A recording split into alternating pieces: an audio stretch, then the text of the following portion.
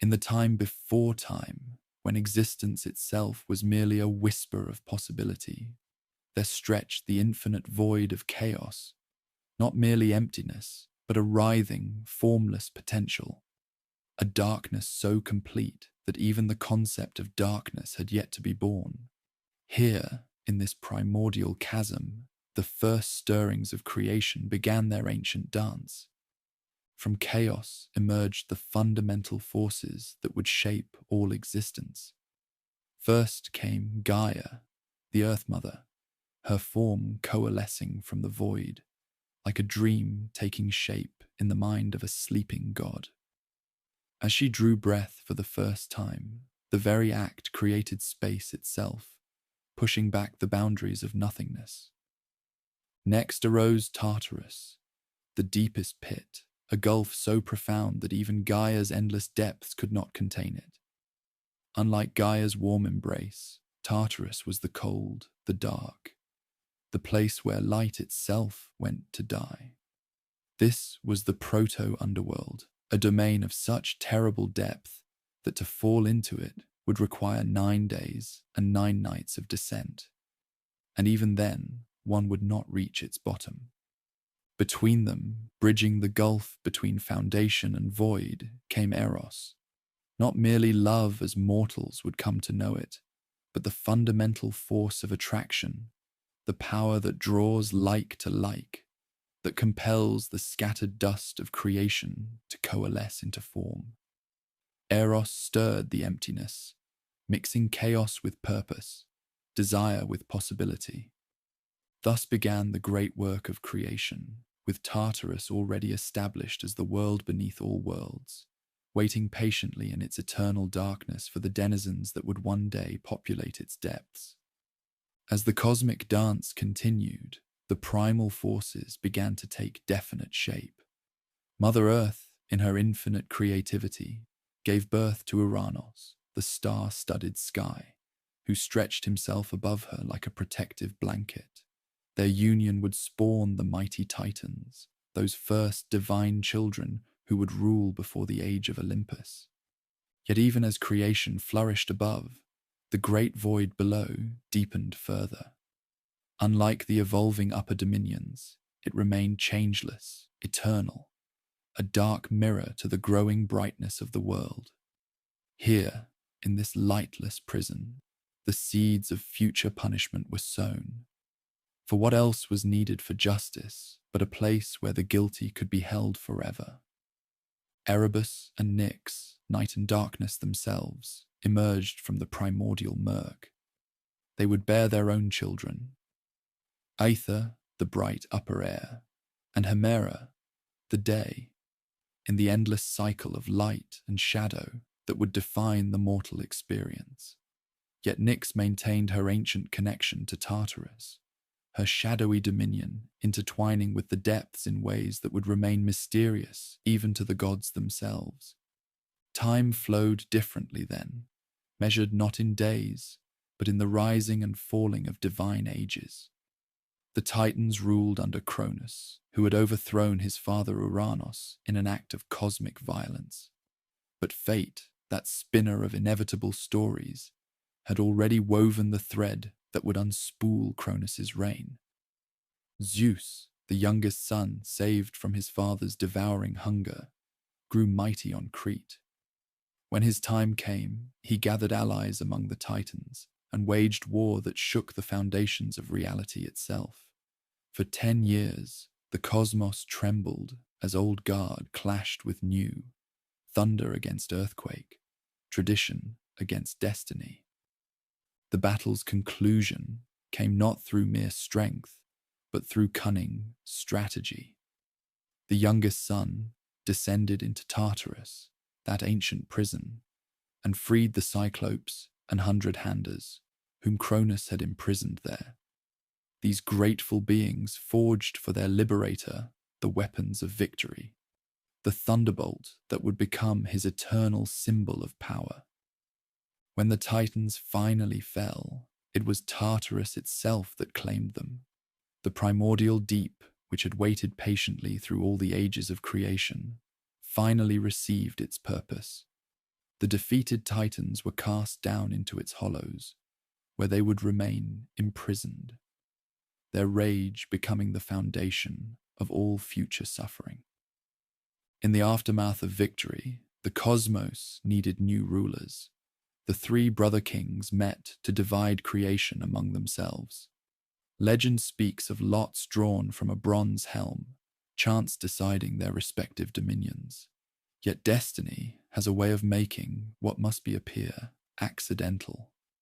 The Sky Father claimed the heavens and sky, taking his throne atop Mount Olympus, where he could survey all creation.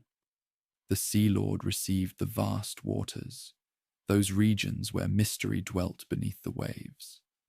And to the eldest brother fell the dominion of the Underworld and the kingdom of the dead. Some whisper that he drew the short lot, receiving the least desirable inheritance. Others say that the sovereignty over death always belonged to the eldest, and that the lot was merely formality. Whatever the truth, the new sovereign accepted his portion with the solemnity befitting one who would rule over all mortal endings. The journey downward was both physical and metaphysical. As the Dark Lord descended through layers of earth and rock, through caverns that seemed to swallow light itself, he was transforming. The god who had known the bright halls of Olympus was becoming something else. Not darker, but deeper, more attuned to the weight of finality that would characterize his dominion. At last, he reached the heart of his new kingdom.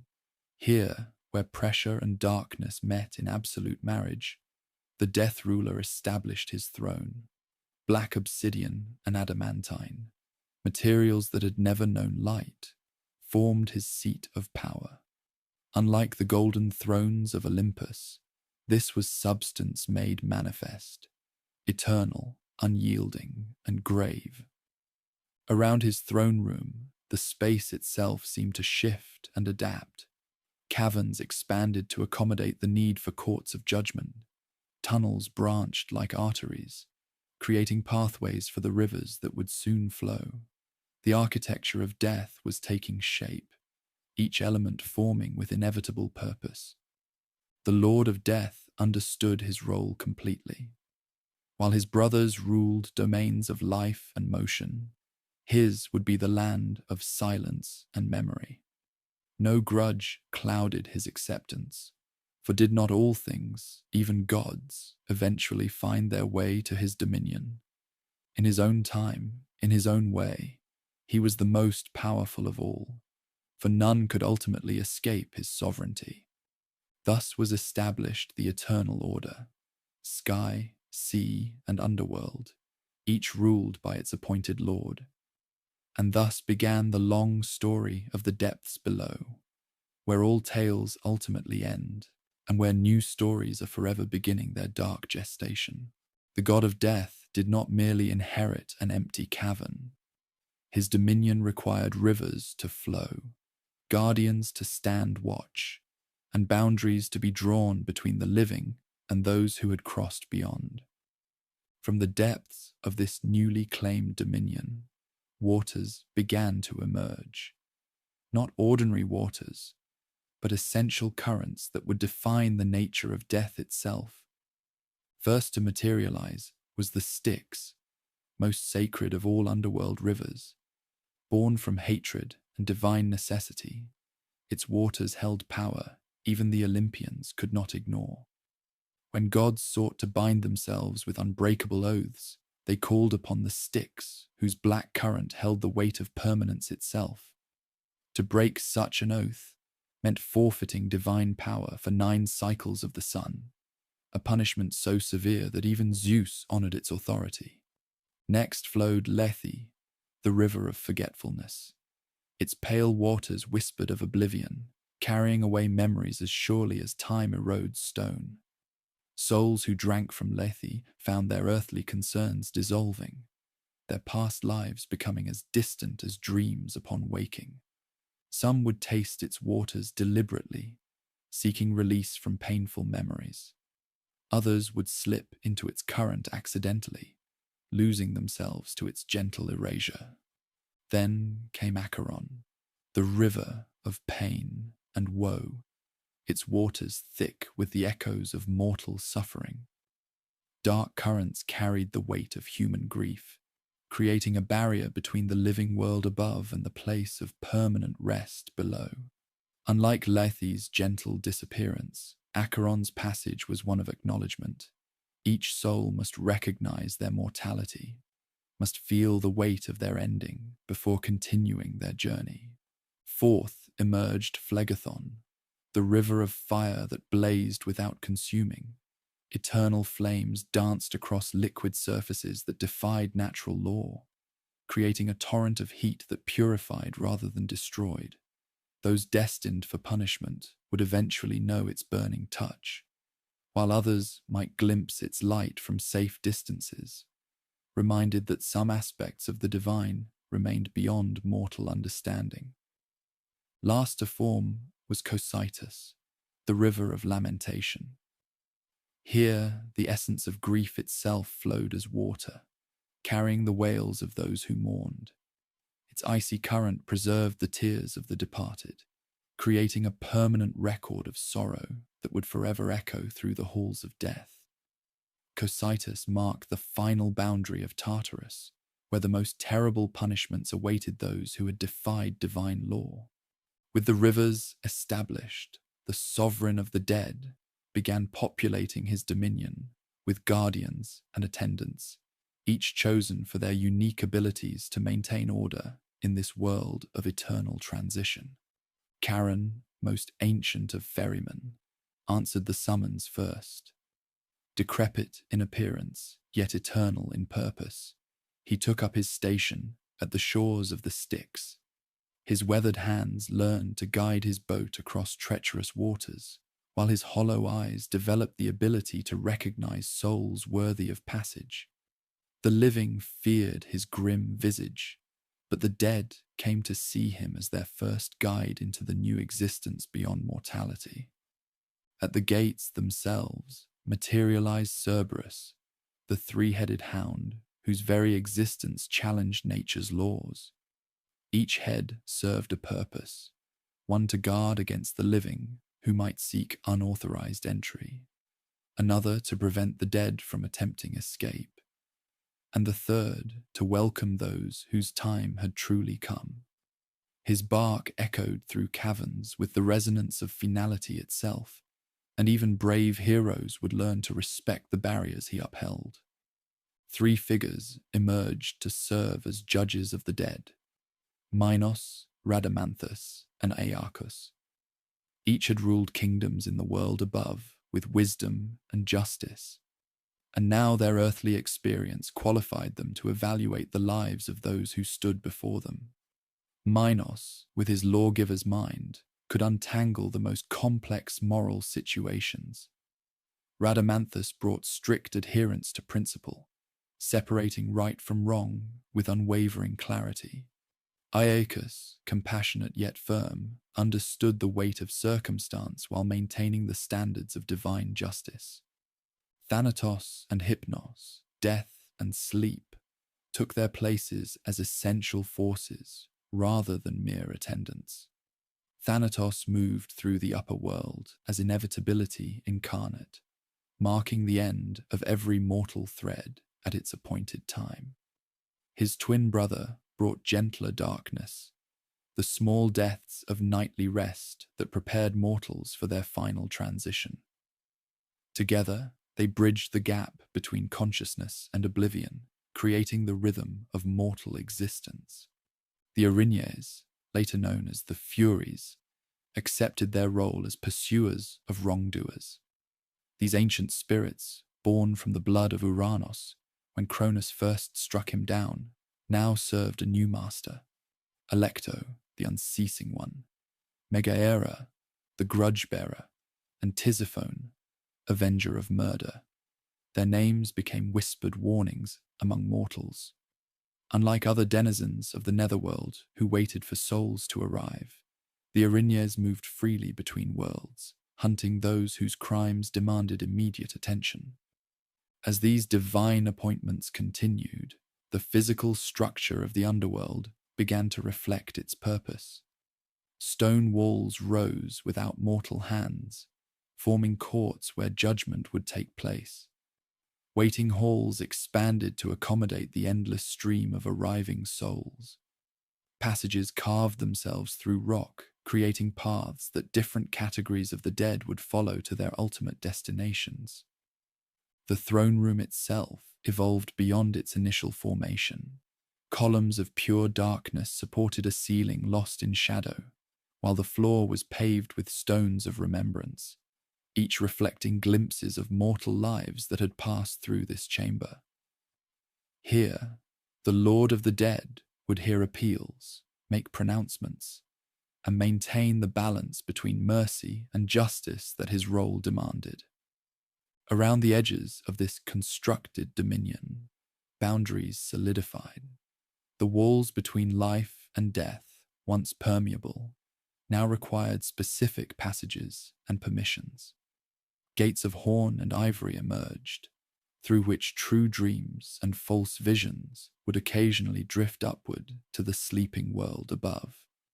These boundaries ensured that the two planes remained properly separated, preventing chaos while allowing for the necessary connections that bound the cosmos together. Thus, piece by piece, the underworld transformed from an empty void into a fully realized kingdom.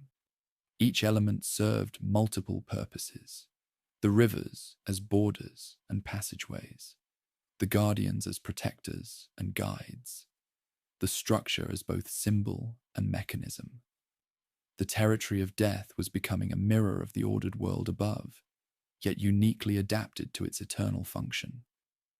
Through this careful construction, the ruler of the dead ensured that his dominion would serve not merely as a destination, but as a fundamental part of the cosmic order. Every mortal born into the world above would eventually find their path leading downward, following these established routes to whatever afterlife their deeds had earned them. The structure was complete. Now it awaited its first true inhabitants. As humanity multiplied upon the earth, the shadow of mortality followed in their footsteps. Disease, age, and misfortune claimed their first victims, and these souls, hesitant and bewildered, found themselves approaching the boundaries of the living world. No paths existed for their journey. No customs guided their passage. The newly minted kingdom of death stood ready, yet the protocols for entry remained unestablished. Children of Prometheus, shaped from clay and divine breath, these first souls drifted like mist between worlds. Some lingered near their bodies, unable to comprehend their state. Others wandered aimlessly, knowing they could not return to the lands of the living, but uncertain where to go next. The cosmic order demanded resolution. It was Hermes, messenger of the gods, who first recognized the need. As souls accumulated in the twilight spaces between planes, he approached his uncle with a proposal. His swift sandals, which carried him between Olympus and earth, could as easily guide the deceased on their final path. Thus began the tradition of Hermes Psychopompos, the conductor of souls, establishing the first official connection between mortal death and divine destination. The initial journeys were uncertain. Early souls resisted their transition, while others rushed too eagerly toward whatever lay beyond. Hermes learned to read each spirit, offering comfort to some and firmness to others. His role evolved from simple guide to counselor, explaining what awaited each soul and preparing them for the judgment they would face. As more mortals crossed the threshold, patterns emerged in the successful passages. Survivors, watching their loved ones depart, began to notice that certain practices eased the journey, while others complicated it. Trial and error, guided by divine whispers and occasional direct intervention, gave birth to the fundamental customs of death. The obol, a single coin placed upon the tongue or eyelids of the deceased became the first established ritual. Charon, whose boat required payment for passage, initially accepted whatever offerings family could provide. Yet the standardization of a single, modest coin ensured that the poorest could afford passage, while preventing the wealthy from corrupting the process with extravagant bribes. Burial itself emerged as necessity rather than sentiment. The earliest souls discovered that without proper interment, they remained suspended between existences, unable to complete their journey, yet barred from returning to life. The earth must receive the body, completing the cycle of dust to dust, before the spirit could pass fully into its new domain. Mourning rituals developed organically as the living sought to ease their grief while honoring their dead. Libations poured upon the ground created liquid connections between worlds. Funeral games celebrated the departed's life while simultaneously acknowledging its end. Each custom that emerged served both practical and emotional purposes, binding the community of the living while facilitating the journey of the dead. Out of necessity and divine design, the journey of a soul became codified into distinct stages, each with its own purpose and challenge. Death arrives in many forms throughout the world above. Thanatos might come as a gentle hand upon the shoulder, or as the sudden shock of violence. For some, the separation of body and spirit occurs gradually. For others, it happens in an instant. Yet regardless of its method, death marks the beginning of transition rather than an ending. Once separated from mortal flesh, the soul finds itself in a liminal state, still connected to the physical world through memory and emotion, yet drawn inexorably toward its ultimate destination. It is here that Hermes appears, his presence both comfort and certainty. He does not force the journey, but guides with patience, allowing each soul time to bid its final farewells to the world above. The path to the Styx varies for each soul, reflecting their earthly life. Some travel swiftly through known landscapes before these familiar places fade into the misty boundaries between realities. Others must navigate symbolic terrain, crossing metaphorical mountains of regret or lakes of sorrow. Each journey serves as the soul's first processing of its own mortality. At the river's edge, the soul encounters Charon for the first time. The ancient ferryman's hollow gaze holds no judgment, merely recognition of another spirit requiring passage.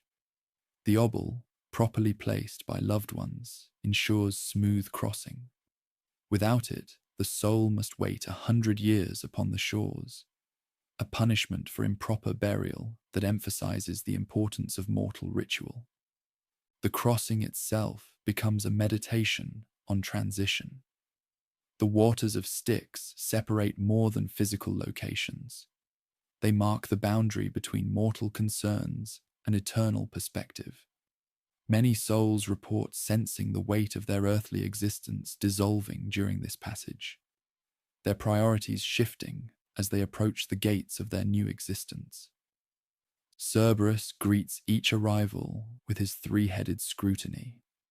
The souls of the just pass easily, while those harboring guilt feel the weight of his judgment even before reaching the true courts.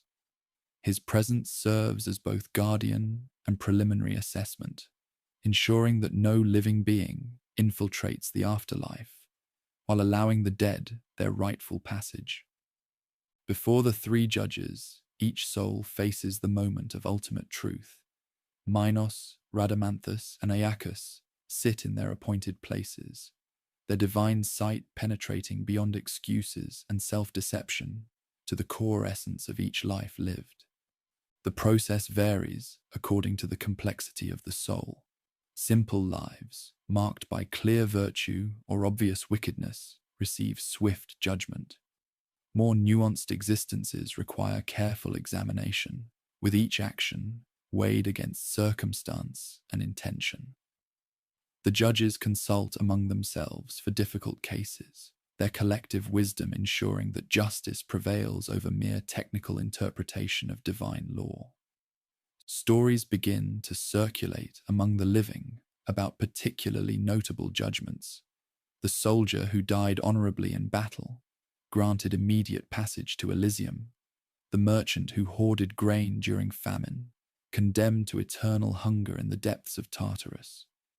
These tales serve both as warning and encouragement, shaping mortal behavior through the certainty of cosmic justice.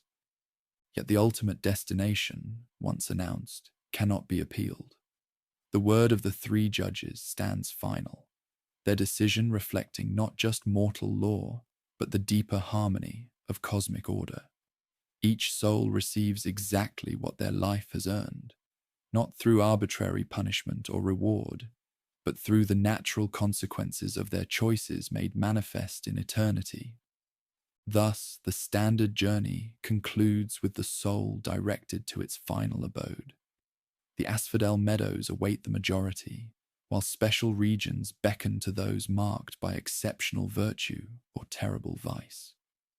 The protocols established by these first passages would endure for millennia, their necessity proven by the orderly procession of countless souls through the carefully constructed pathways of the dead. With judgment established and pathways defined, the geography of the afterlife began responding to divine will.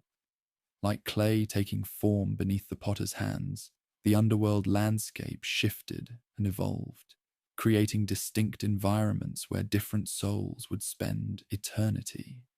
Each territory emerged with its own character, its own light or absence thereof.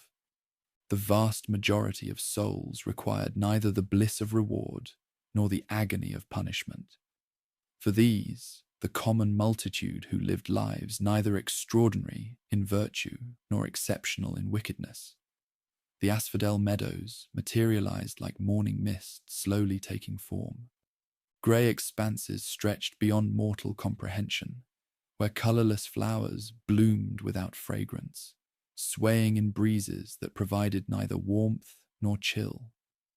These endless plains offered neutrality incarnate, not suffering, but an eternal absence of the vivid sensations that defined mortal existence. The sky above remained perpetually dawn-like, neither bright enough to inspire nor dark enough to oppress. Here souls moved in gentle wandering, their forms mere echoes of their living selves. They drifted past each other like ghosts of memories, occasionally recognizing familiar faces, but finding themselves unable to rekindle the passionate connections of their previous lives. Time held no meaning, where nothing changed. No seasons marked the passage of eternity. No growth or decay punctuated existence. The landscape itself seemed to exist in permanent neutrality. Streams of lukewarm water wound through fields that required no tending. Trees bore fruit that provided sustenance without pleasure. The very architecture of this domain ensured that souls experienced neither want nor fulfillment, a perfect balance that many living would consider the ultimate punishment, though it brought no active suffering. In stark contrast to the grey monotony of the asphodel plains, a territory of golden light began coalescing at the furthest edge of the underworld kingdom. Elysium manifested as the immortal reward for those who had proven themselves exceptional, whether through heroic deeds, divine favour, or lives lived with uncommon virtue. Here, eternal spring held dominion over gentle landscapes. The climate maintained a perfect warmth that neither oppressed nor chilled, while breezes carried the scent of ambrosia and eternal flowers. Trees bore fruit perpetually ripe, yet never falling to decay. Streams of nectar wound through meadows, where the grass yielded underfoot without being crushed. A province designed for comfort without monotony. Different from the aimless wandering of other souls, the blessed inhabitants of Elysium found purpose in eternal pursuits. Warriors who had died gloriously engaged in mock battles where no one truly fell. Poets composed verses that captured divine truth. Athletes competed in games where victory brought honor without diminishing the defeated. Each soul could pursue whatever brought them fulfillment in life, now freed from mortal limitations. The blessed fields even offered connections between its inhabitants and the world above. Unlike other souls who forgot their mortal ties through Lethe's waters, Elysium's residents maintained awareness of their descendants and could occasionally influence events in the living world. They became ancestral spirits, guides who whispered wisdom and protection to their mortal lineage. Some souls found such contentment here that they voluntarily remained for eternity.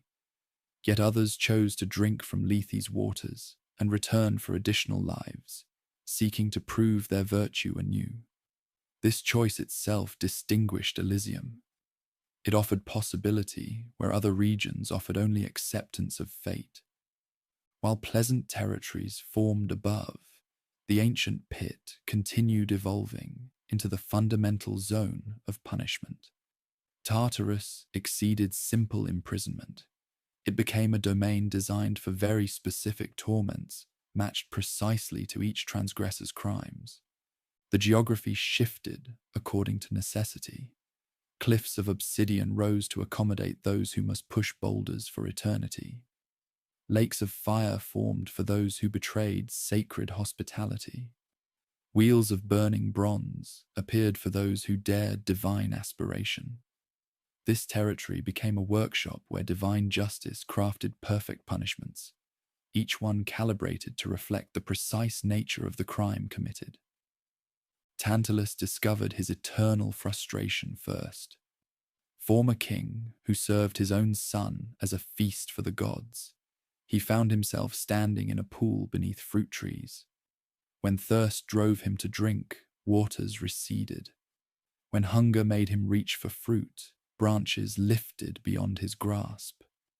This punishment, to desire eternally what remained perpetually beyond reach, became the archetype for divine retribution. Sisyphus, master of cunning, who twice escaped death through cleverness, learned that even knowledge had its limits. His boulder, perfectly sized for one man to move, proved impossible to push beyond the hilltop's crest.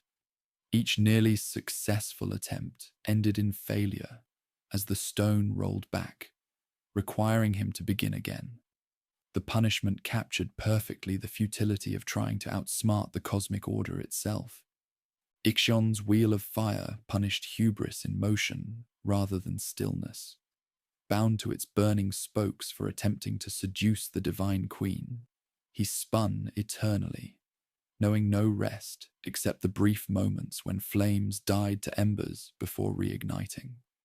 His punishment became a model for those who confused mortal status with divine privilege. The Danaids, those 50 sisters who murdered their husbands on their wedding night, faced eternal frustration. Compelled to fill a massive jar using vessels with holes, they experienced the futility of seeking redemption for premeditated violence. Their punishment suggested that some crimes created their own endless cycles, requiring the soul to repeat its failure until it understood the immutable nature of justice. Each punishment served multiple purposes: specific torment for the guilty, warning for potential transgressors, and demonstration that divine justice operated beyond mortal comprehension. The area expanded as necessary, generating new torments for unique crimes while maintaining its essential character as the ultimate judicial chamber of the cosmos. Tartarus reached its full complexity when different levels emerged within its depths. The greater the crime, the deeper its punishment. Betrayers of family sank lowest of all, where even the dim light that penetrated upper levels could not reach. The architecture of agony became a reflection of moral hierarchy, ensuring that souls faced consequences proportional to their misdeeds. As these distinct provinces established themselves, boundaries between them crystallized. No simple walls could separate such different zones of existence. Instead, the fabric of the afterlife itself shifted in quality from one region to another. Rivers continued serving as transition zones. Souls bound for the asphodel meadows found themselves carried by gentle currents that gradually muted their memories of mortal life. Those destined for Elysium experienced waters that refreshed rather than diminished, preparing them for the enhanced existence that awaited. The darkest souls facing Tartarus discovered that the rivers themselves reflected their punishment.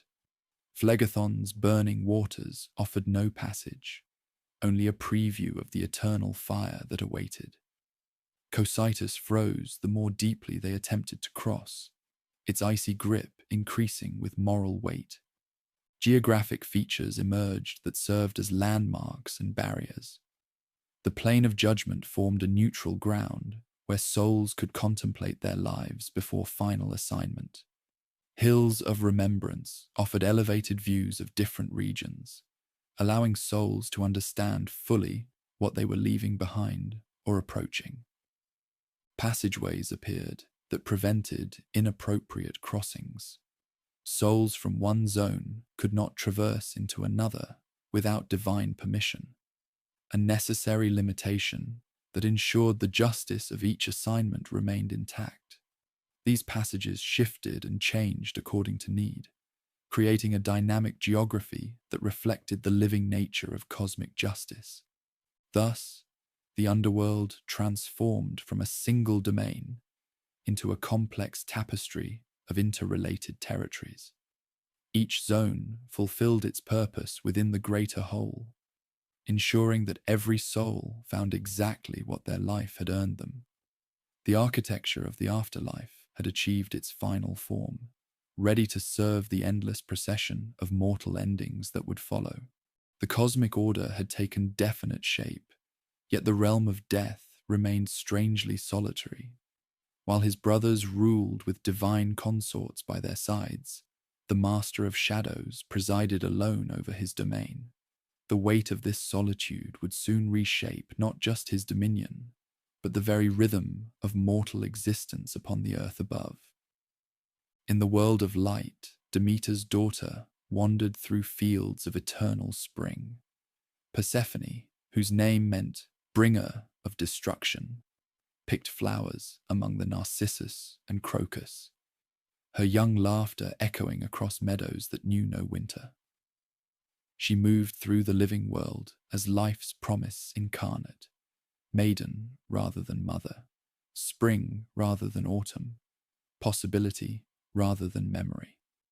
From the depths below, eyes observed her dance through sunlit fields. The solitude of the underworld had grown heavy upon its monarch, and in Persephone's graceful movements he recognized a kindred spirit, one who moved between light and darkness, whose very name spoke of transformation. With Zeus's silent consent but Demeter's ignorance, the plan formed. The earth cracked open like a hungry mouth as the maiden reached for a particularly beautiful bloom.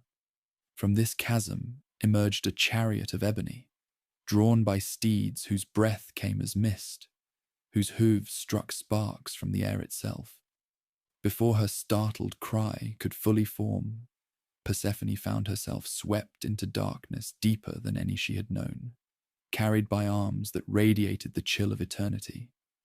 The journey downward occurred in heartbeats, yet stretched like eternities.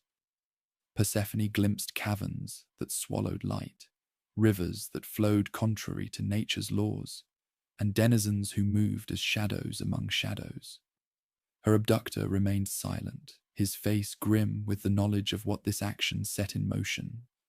Not just personal desire, but cosmic necessity demanding its due. The harvest goddess sensed her daughter's absence before any mortal cry could reach her ears. Demeter's divine nature resonated with the wound torn in the fabric of mother-child connection. Her search began immediately, taking her from mountain peak to ocean depth, questioning every creature and spirit along her desperate path. As her search continued fruitless, something fundamental shifted in the earth's fertility. Fields that had been green began to pale, their life essence draining like breath from a dying creature. Animals ceased to mate and give birth. Rivers slowed to sullen trickles. The very soil seemed to steel itself against producing nourishment, matching its goddess's growing desolation. Demeter's wandering took her to realms both mortal and divine. She questioned Helios, the sun god, who sees all beneath the sky. She sought wisdom from Hecate, the witch goddess who knew the paths between worlds. Each answer brought her closer to truth, though none provided the reunion she desperately sought. Meanwhile, humanity watched in growing horror as their harvests withered and their livestock weakened. 9 days and nights she searched without rest, taking neither ambrosia nor nectar, her divine radiance dimming with each fruitless hour. When at last the truth emerged that her brother had sanctioned her daughter's seizure, Demeter's rage transformed the world. No longer would the earth bear fruit. Let gods and mortals alike experience the barrenness that matched her heart. The famine spread like a disease across the living world. Cities that had flourished began to starve. Temples stood empty as farmers abandoned fields that would not yield. The cosmic balance teetered on the edge of catastrophe, for without mortal worship and sacrifice, even the Olympians would feel the pinch of diminished power. Eventually, Zeus recognized that catastrophe approached. The king of gods could not allow mortality to perish entirely, for then who would honor the divine? Hermes received his commission as messenger, tasked with retrieving the maiden from the depths. Yet the laws of the cosmos operated according to principles even Zeus could not ignore. The messenger descended through the now familiar paths to his uncle's court. There he found not the grief-stricken captive he expected, but a young goddess beginning to understand the power of her new domain. Persephone had eaten, some accounts say 3, others 7 seeds of the pomegranate, that fruit whose red flesh mimicked the color of life itself.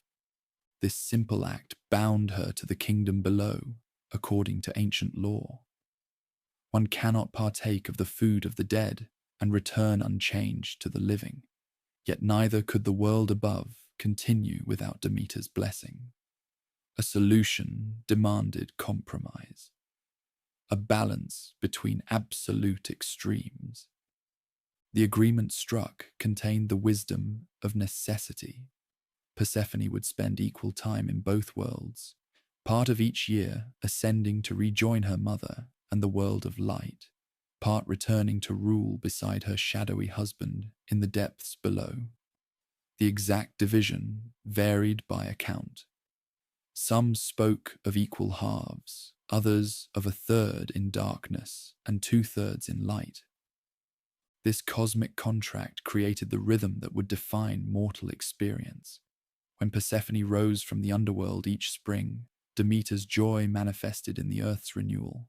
Flowers bloomed, creatures mated, and fields became fertile once more. When the daughter queen descended again, her mother's sorrow turned the world toward autumn and winter, as life retreated deep beneath the earth's surface. The union between dark sovereign and spring maiden created more than seasonal change. Within the shadowy halls of death, a different kind of power blossomed. Persephone, no longer the innocent wanderer of flowered fields, developed into a figure of dual nature. She retained the warmth of spring, but gained the authority of endings. As queen of the dead, she brought changes to the afterlife itself. Her presence softened some aspects of the empire while deepening others. The bleakness of the asphodel meadows gained subtle variations of grey. Elysium developed new gardens where blessed souls could tend plants that bloomed with memory's fragrance. Even punishment in Tartarus gained the context of seasons, moments of respite when Persephone's influence made the eternal torments pause, if only briefly. The marriage also established new protocols for the living's interaction with the dead. Persephone became an intercessor of sorts, more approachable than her stern husband. Mothers who lost children could pray to her for comfort, knowing she understood the pain of separation. Those seeking to contact departed loved ones found her more likely to grant brief meetings during the hours when she walked the threshold between worlds. In this sacred union, ancient powers combined in new ways. The earth's fertility now carried the weight of inevitable endings. Each blade of grass contained the seed of its own decay. Every birth implied death, and every death carried the promise of renewal. The cosmic dance had found its eternal rhythm, with Persephone moving as the living thread connecting above and below. Her throne, carved from crystalline stone that held light within its depths, stood beside the obsidian seat of her shadowy spouse. Together they ruled the sanctum of endings, she with the understanding of life's vitality, he with the grave knowledge of its inevitable conclusion. Their court became the fullest expression of the duality that governed existence itself. Thus, the underworld gained not just a queen, but a bridge between kingdoms that had previously stood in stark separation. Through her, the living and dead maintained perpetual connection, and the world above found meaning in the pattern of its own seasons. The cosmic order had achieved a wholeness it had previously lacked, with even death itself participating in the endless cycle of renewal. The rhythm of seasons had been established, yet the boundaries between the living and dead were not merely observed, they were challenged. Throughout the ages, certain figures would dare to breach the divide, their journeys creating legends that echoed through both realms. These heroes, driven by love, duty, or divine command, would discover that death's domain held passages for the living, though their costs remained steep. Among mortal champions, none possessed the strength to match the son of Zeus. When King Eurystheus commanded his 12th and final labor to bring Cerberus himself to the world above, even the hardened heroes gathered at the royal court gasped in disbelief. None had ever returned from attempting to restrain Death's guardian, let alone triumph over him. The hero's preparation for this descent differed markedly from previous quests. Rather than armor and weapons, he wrapped himself in the lion skin that offered protection from both natural and supernatural forces. His divine heritage manifested not in rage this time, but in careful diplomacy as he approached the shadowy borders. Athena and Hermes accompanied him on the initial descent, their divine presences allowing him to pass the first guardians without conflict. They guided him to recognize the difference between inhabitants and prisoners, between willing residents and those trapped by circumstance. The hero learned quickly that in this realm knowledge served better than force. When at last he stood before the three-headed monster, Heracles offered the respect due to one performing essential duty. He requested permission for the trial, rather than demanding passage through violence. This approach caught the attention of the Death Lord himself, who set a condition. The hero must subdue Cerberus using neither weapons nor divine artifacts, only his own strength and will. The wrestling match that followed shook the foundations of the darkest caves. 3 sets of jaws snapped toward the hero's throat as the serpent tail struck like lightning. Heracles gripped the thick necks, focusing his legendary strength while avoiding the venomous bites. The grappling continued for what seemed like eternities, until gradually the mighty hound recognized strength greater than his own.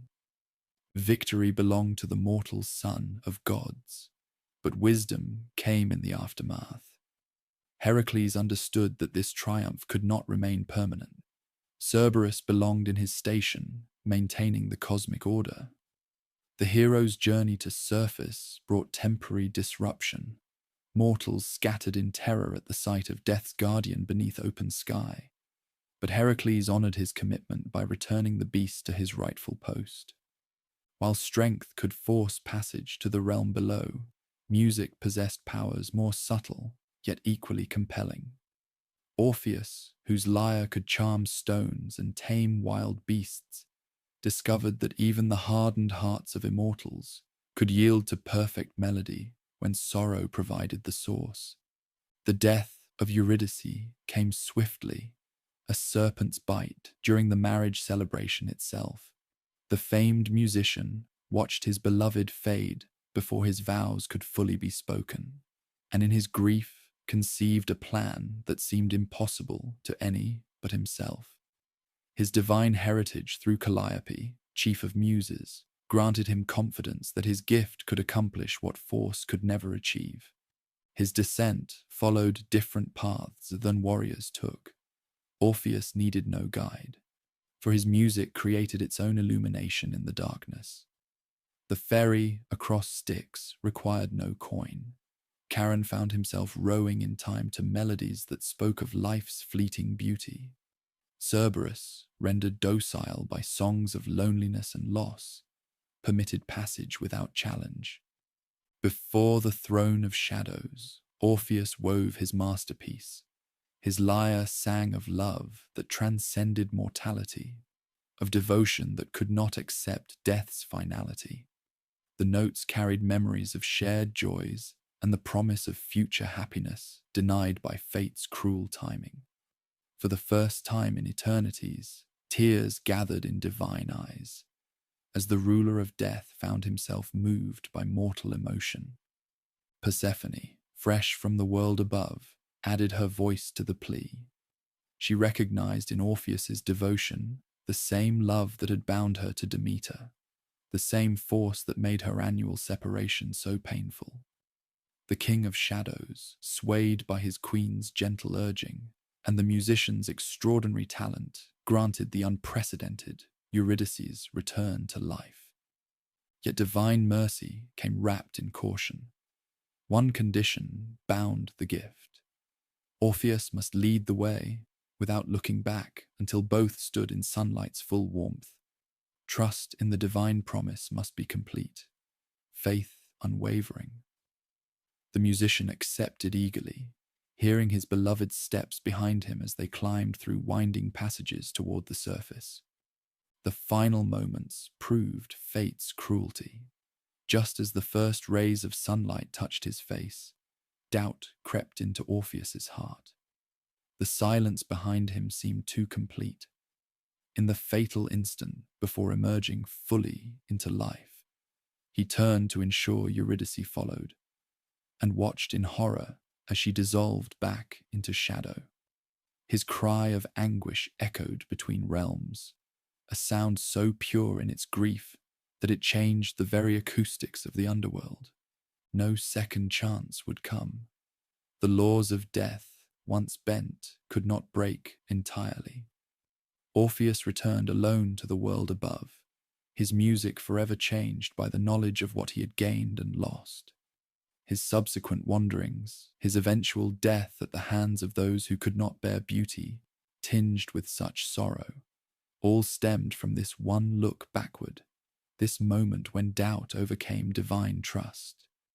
Where love moved the gods to mercy, hubris invited their wrath.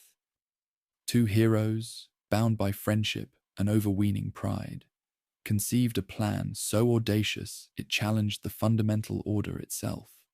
Theseus, king of Athens, and Pirithous, ruler of Thessaly, sought to marry daughters of Zeus, not just any divine maidens, but the very queen of the underworld herself.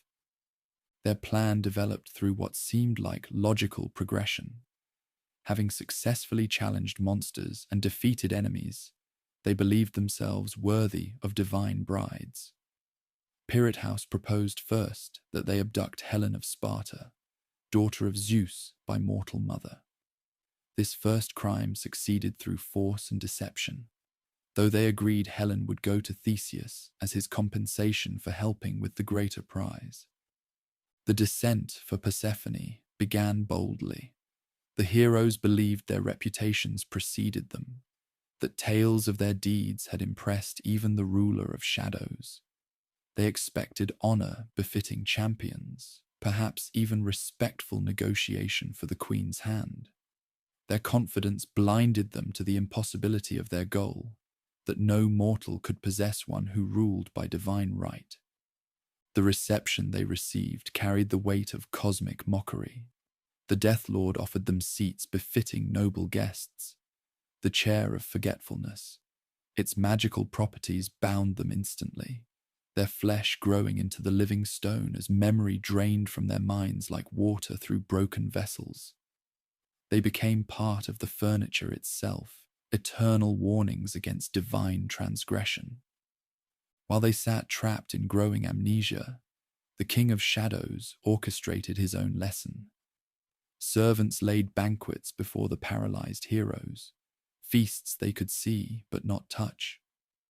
Persephone would pass by occasionally, her majestic bearing a constant reminder of the folly that brought them low. Time lost meaning as they became permanent fixtures, their legendary strength as useless as mortal weapons in this realm. Heracles, during his own descent for the 12th labor, happened upon his cousin Theseus. The hero found himself caught between friendship and respect for divine order. Using strength augmented by divine heritage, he managed to wrench Theseus free, though not without cost. The king of Athens left portions of flesh behind, bearing eternal scars from his foolhardiness. Pirate House remained forever in that seat, his ambition earning him permanent residence in the very realm he thought to conquer. The chair became part of Underworld architecture, a cautionary tale given physical form. Future souls would pass by and wonder at the figure frozen in stone, a testament to mortal hubris meeting divine justice. Where heroes failed through strength or pride, a mortal succeeded through humility and love. Psyche, whose beauty caught the attention of Venus herself, found herself caught in divine intrigue that would ultimately lead to immortality through proper supplication. The goddess of love, jealous of mortal beauty rivaling her own, commanded her son Cupid to make Psyche fall in love with the vilest creature imaginable.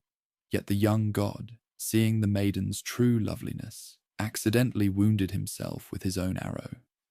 Thus began a divine romance hidden in shadow and mystery, with Psyche loving an unseen husband who visited only in darkness.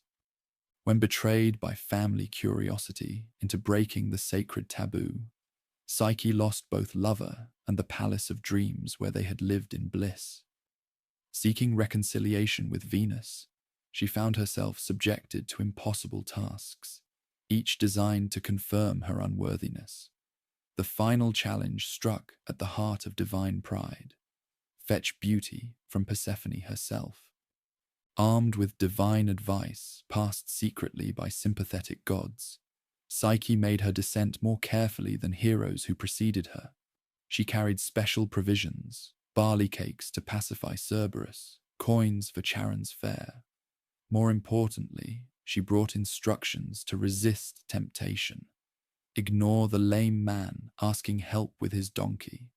Refuse the drowning hand that begged assistance. Reject the feast laid before her by Persephone's servants. Each avoided temptation tested different aspects of her character. Compassion might have meant her doom, yet cold determination served the greater purpose. When she finally stood before the Underworld queen, her humility proved more disarming than any hero's strength. Persephone, seeing in the mortal maiden a reflection of her own struggles between realms, readily granted the requested gift of beauty contained within a sealed box. The return journey demanded equal care, with one final prohibition: not to open the divine container herself. Yet feminine curiosity, the same trait that lost her divine husband, proved her near undoing.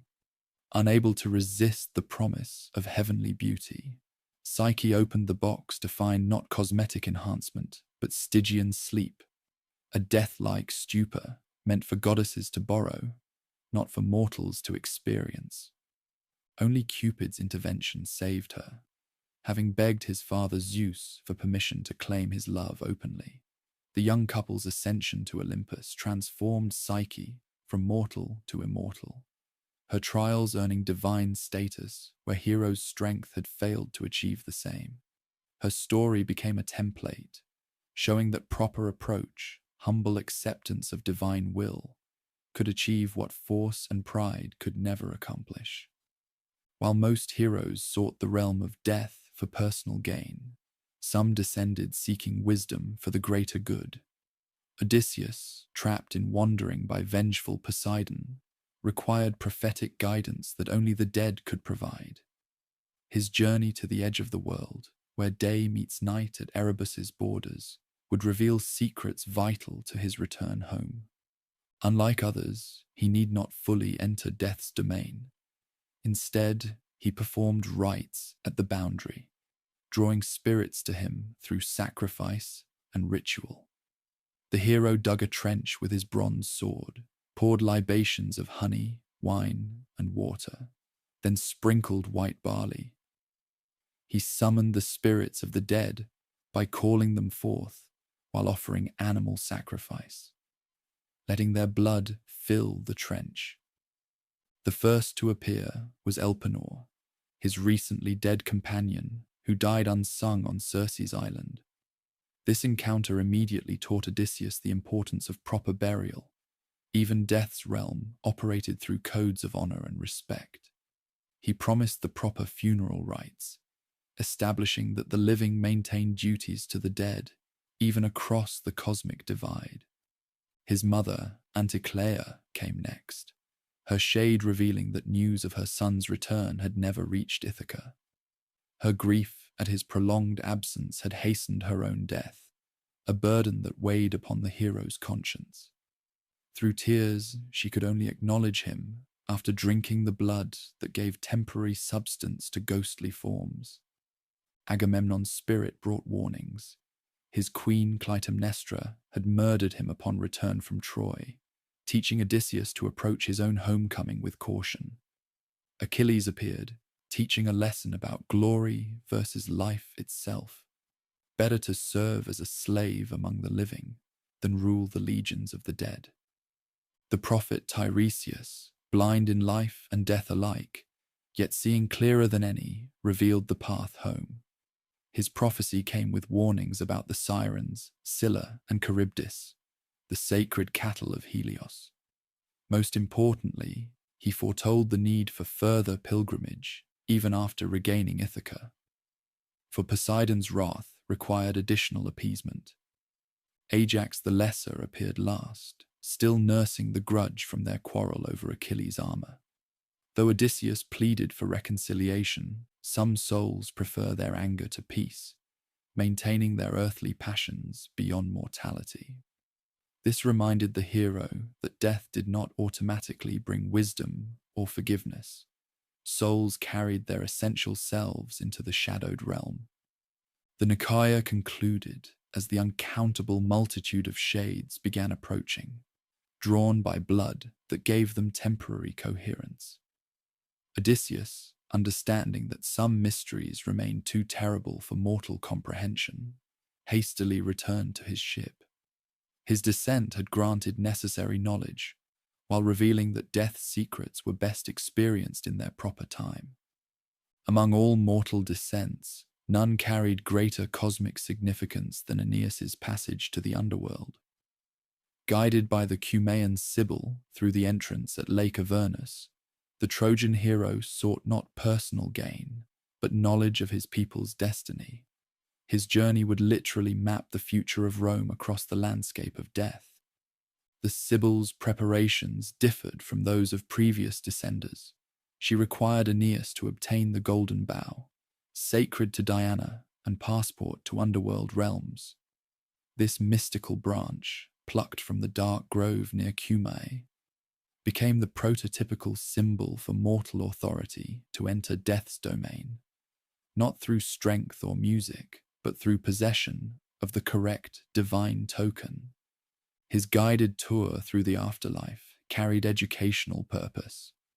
The Sibyl pointed out specific areas where infant souls waited, where the wrongly accused found justice, where those who died for love received comfort. Aeneas witnessed the judgment process in detail, understanding divine justice as a complex system rather than simple reward and punishment.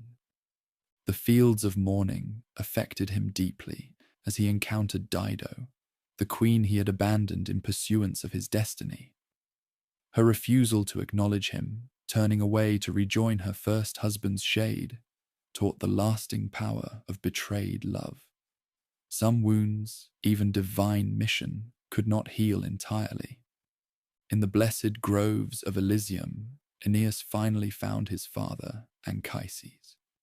Their reunion carried both personal joy and prophetic revelation. Anchises explained the soul's process of purification and reincarnation, pointing out the future heroes of Rome waiting to be born. He revealed names that would echo through history: Romulus, Caesar, Augustus, showing destiny made manifest through genealogical vision. The philosophy Anchises expounded revolutionized underworld understanding.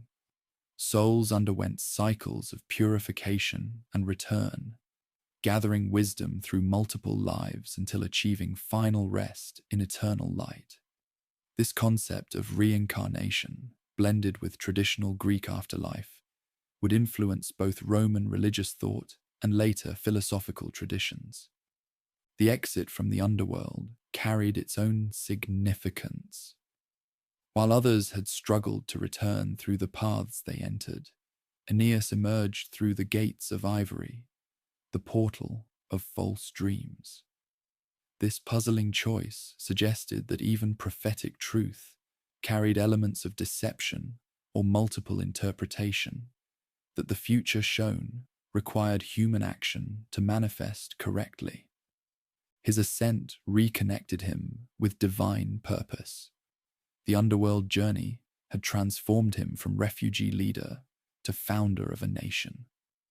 The visions granted perspective, understanding that his personal losses served a greater destiny, that the fall of Troy enabled the rise of Rome. This profound acceptance of cosmic order equipped him for the challenges that would forge an empire. Thus, these heroic descents established the principle that death's realm, while forbidden to the living, remained accessible under proper circumstances. Each journey left its mark on both realms, changing underworld protocols while providing crucial knowledge to the world above. The stories served as templates, teaching that approach mattered more than might, that respect for divine order trumped mortal desire, and that sometimes the journey to death brought life's deepest understanding.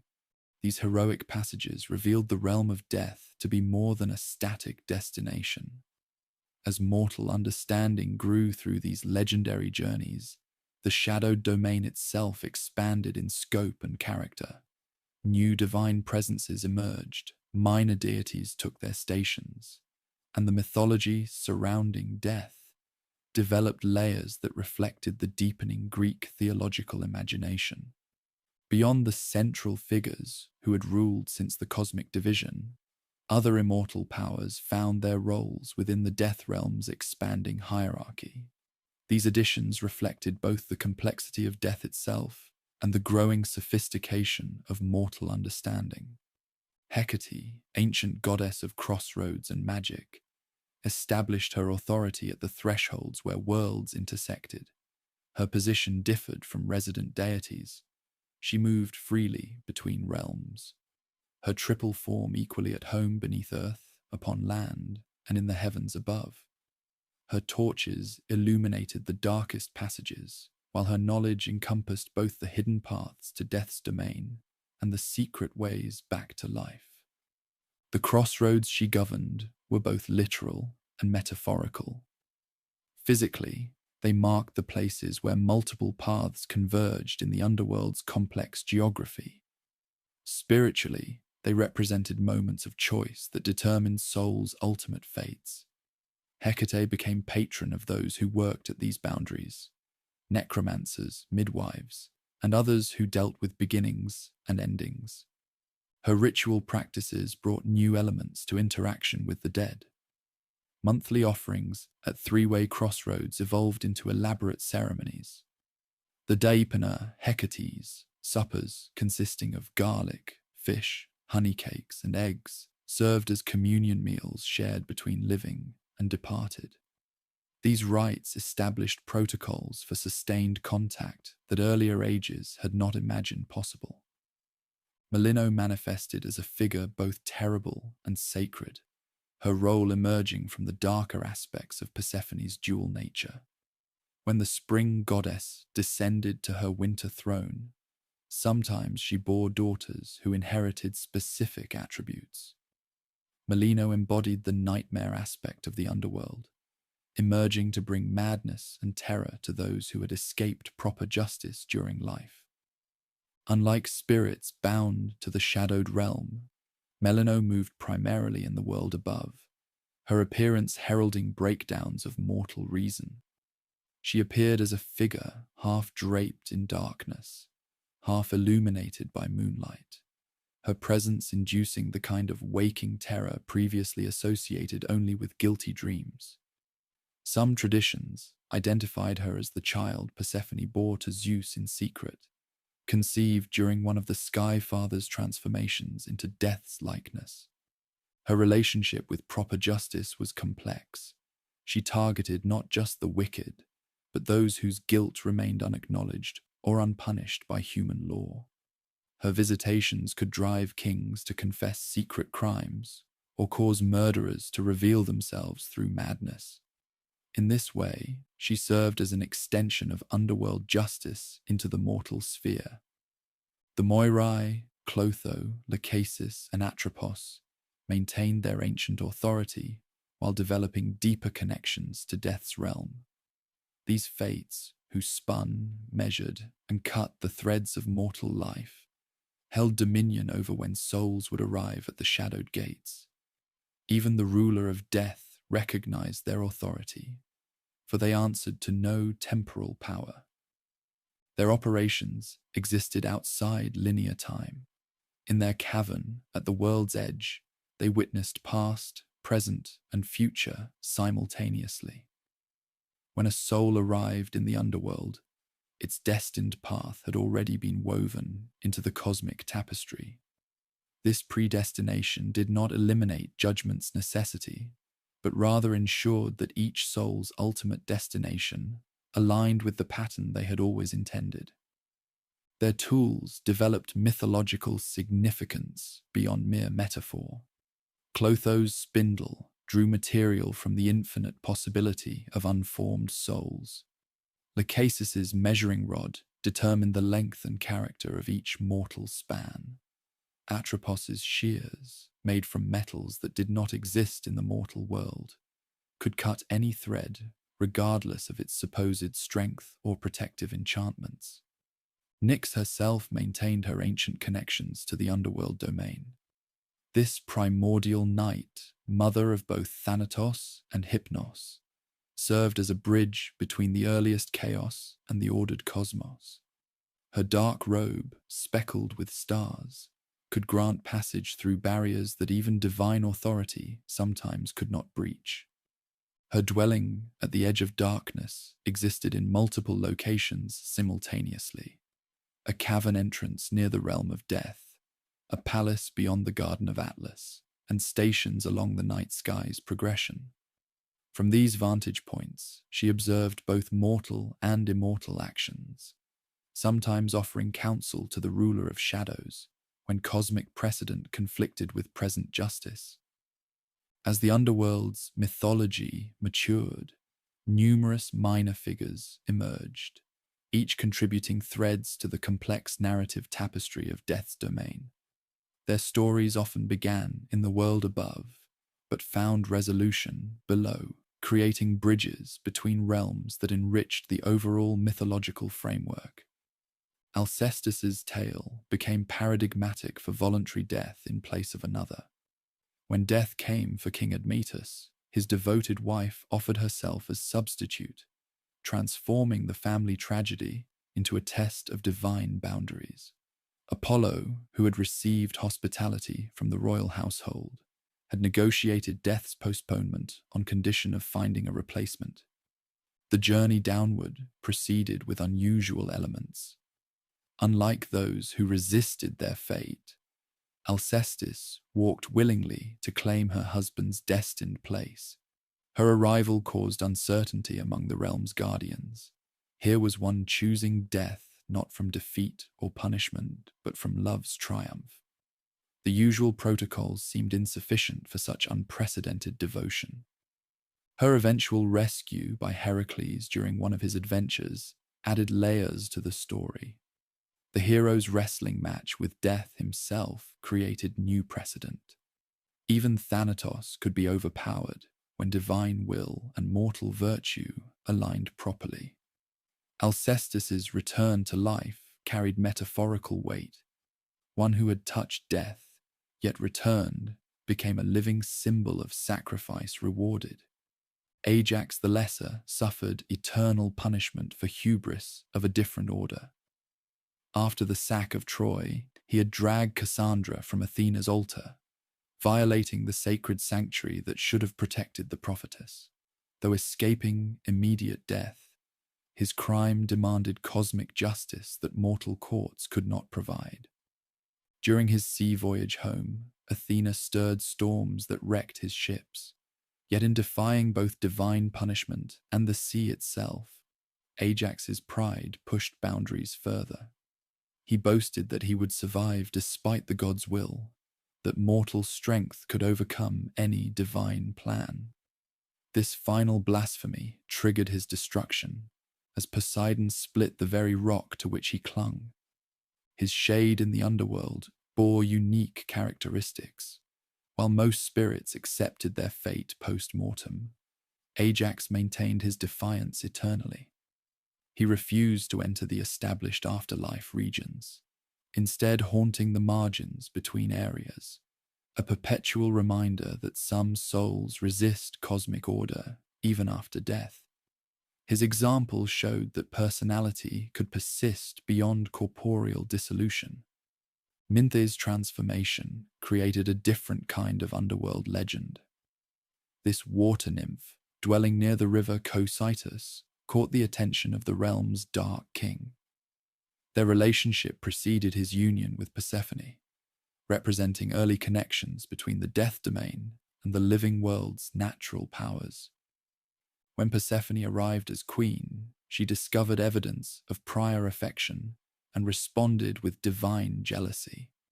Different versions varied the specific method. Was it Demeter who trampled Minthe into aromatic herbs, or Persephone herself who accomplished the transformation? The result remained consistent. The nymph became the mint plant, her essence seeping into the winds that flowed between upper and lower worlds. The herb's properties carried metaphorical significance. Its strong scent could mask the odors of decay associated with death's realm. Its stimulating properties helped maintain awareness during descents into shadowed depths. Its persistence in growing, even in poor conditions, suggested nature's ability to flourish despite proximity to death's domain. Orpheus's eventual arrival in the underworld created resonance with his earlier descent. After wandering as a broken poet, rejected by the world that had witnessed his failure, he met death at the hands of Maenads during a Dionysian revel. The spirits of murdered muses tore him apart, scattering pieces that would eventually reunite in the shadowed realm. His reception differed markedly from his first visit. Instead of standing as supplicant before the thrones of judgment, he took place among the blessed in Elysium. His tragic fate and divine heritage earned him special consideration, while his musical gifts continued to enrich the afterlife. Yet reuniting with Eurydice proved complex. She had moved beyond direct reach, transformed by time and experience in ways that even Orpheus's music could not bridge completely. These subsidiary stories enriched the underworld's texture, showing how personal dramas played out against the backdrop of cosmic law. Each tale contributed nuance to the established order. Alcestis proving that love could temporarily override death's claim, Ajax demonstrating that defiance could persist beyond mortal dissolution, Minthe showing transformation's power at the boundary of realms, and Orpheus completing his journey from mortal artist to eternal resident. As the underworld matured, its primary inhabitants' roles evolved beyond their initial definitions. The realm's complexity demanded specialization, with deities developing specific functions that address the increasingly sophisticated relationship between the living and the dead. The Erinyes transformed from simple avengers into agents of gradually purification. While maintaining their traditional pursuit of the unpunished guilty, they developed methods for eventual reconciliation. The caverns, where they tormented wrongdoers, became classrooms where souls learned to comprehend their crimes' full implications. This educational aspect suggested that even the most terrible punishments served ultimate purposes, rather than mere retribution. Their methodology expanded to include graduated intensity. Those who showed genuine remorse faced lighter trials than the completely unrepentant. They began working in conjunction with the judges to create punishment programs tailored to specific offenses. Murder within families still received the harshest treatment, but even these souls had now theoretical paths to eventual peace. The ferryman Charon's duties expanded beyond simple transportation. As experience accumulated through ferrying countless souls, he developed the ability to read spiritual conditions, to sense which arrivals carried proper burial rites versus those who would wait a century on the shore. His boat itself gained semi-sentient qualities, responding to moral weight by sailing smoothly for the just while becoming dangerously unstable for the murderous. He began serving as preliminary counselor during the crossing, his taciturn nature occasionally breaking to offer wisdom distilled from observing millions of mortal endings. Some souls arrived thinking death marked an ending. Charon's experience taught them to view it as transition. His role expanded into psychological preparation for the judgment to come. Cerberus, likewise, evolved beyond mere guard. His 3 heads developed distinct personalities and purposes, one that recognized legitimate passages, one that detected unauthorized entries, and one that sensed souls trying to escape their assigned realms. This specialization made him less a simple barrier and more a complex filter, ensuring the correct flow of spirits according to divine law. The great hound's bark developed variations matching his function. Souls arriving with proper escort heard only a low rumble acknowledging their right to pass. Living heroes attempting unauthorized entry received the full force of his terrifying howl. His presence alone became a teacher, instructing arrivals that Death's realm operated through established protocols rather than arbitrary power. Persephone's role deepened beyond seasonal passages to become advocate for specific souls. Her experience of violent separation from the world above gave her unique sympathy for those whose deaths came suddenly or unjustly. She developed interventions that could ease particular sufferings without disrupting the greater order of justice. Her court sessions evolved into opportunities for special pleading. Mothers who died in childbirth might receive her particular attention. Those who sacrificed themselves for others found in her a powerful supporter during judgment.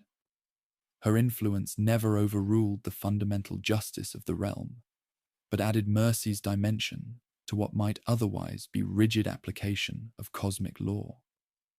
The king himself grew from a figure of terrifying finality into something more complex: judge, administrator, and guarantor of cosmic balance. His authority expanded to include not just ruling over the dead, but ensuring that death itself served its proper function in the broader universe. He became the guarantor that endings arrived at their appointed times, neither too early nor too late. His court developed beyond simple pronouncement into careful investigation. Complex cases now received full hearings where souls could present their life circumstances. His judgments began incorporating understanding that mortal existence rarely offered clear moral choices, that lives were woven from countless threads of intention, circumstance, and consequence. Thus, the underworld's divine inhabitants grew into roles that balanced justice with understanding, punishment with possibility for redemption, and finality with acknowledgement of existence's complexity. The realm of death had achieved a sophistication matching the mortal understanding that sought to comprehend it, creating a theological system where ending served beginning and death illuminated life's essential meaning. The underworld's complexity had grown beyond simple destination for the dead. It became a source of sacred wisdom that could transform mortal life itself. Various mystery traditions emerged, each offering initiates special understanding of death's nature and, through this knowledge, altered perspective on existence itself. These secret rites created bridges between popular religion and philosophical inquiry, between myth and mystical experience. At Eleusis, a small city northwest of Athens, the ancient story of Persephone's descent crystallized into rituals that promised transformative insight. These mysteries, celebrated for nearly 2,000 years, drew adherents from across the Greek world. Kings and commoners alike sought initiation into secrets that offered not just hope for better afterlife, but changed understanding of life's purpose. The lesser mysteries, held in early spring at Agré, served as preliminary purification. Initiates underwent cleansing in river waters, sacrificed young pigs as substitute offerings, and learned basic mythological narratives that framed the greater revelations to come. These preparatory rites ensured that participants approached the greater mysteries with appropriate reverence and readiness. The journey to Eleusis for the autumn festival followed the path Demeter supposedly took while searching for her lost daughter. Pilgrims walked the sacred way, stopping at designated shrines where they performed specific rituals. The procession itself became a moving meditation on separation and reunion, as participants physically retraced divine footsteps along the sacred road. Within the Telesterion, the great hall of initiation, the highest mysteries unfolded. Though participants took binding oaths of secrecy, certain elements can be reconstructed from fragments and illusions. Central to the experience was the enactment of Persephone's story through sacred drama. Initiates witnessed representations of descent, separation, searching, and reunion that carried metaphorical weight beyond their literal narrative. The climactic revelation involved what was called the things shown, deiknoumena. This visual component likely included sacred objects displayed in dramatic lighting, perhaps replicas of the items Persephone encountered in the underworld, or symbols representing the journey between life and death. The experience transcended mere viewing, creating a sense of participation in divine mysteries that transformed participants' worldviews. The impact of initiation reportedly brought profound peace regarding death. Those who experienced the Eleusinian visions emerged with altered consciousness, understanding mortality not as finality, but as transformation, akin to seed becoming harvest. They learned to view death through the agricultural cycle, necessary dissolution before new growth, winter's darkness preceding spring's renewal. While Eleusinian mysteries offered group transformation through annual ritual, Orphic traditions provided more individual paths to wisdom, named for the legendary musician whose journey to reclaim Eurydice represented the soul's potential for transcendence. These teachings emphasized personal effort towards spiritual evolution. Central to Orphic theology was humanity's dual nature.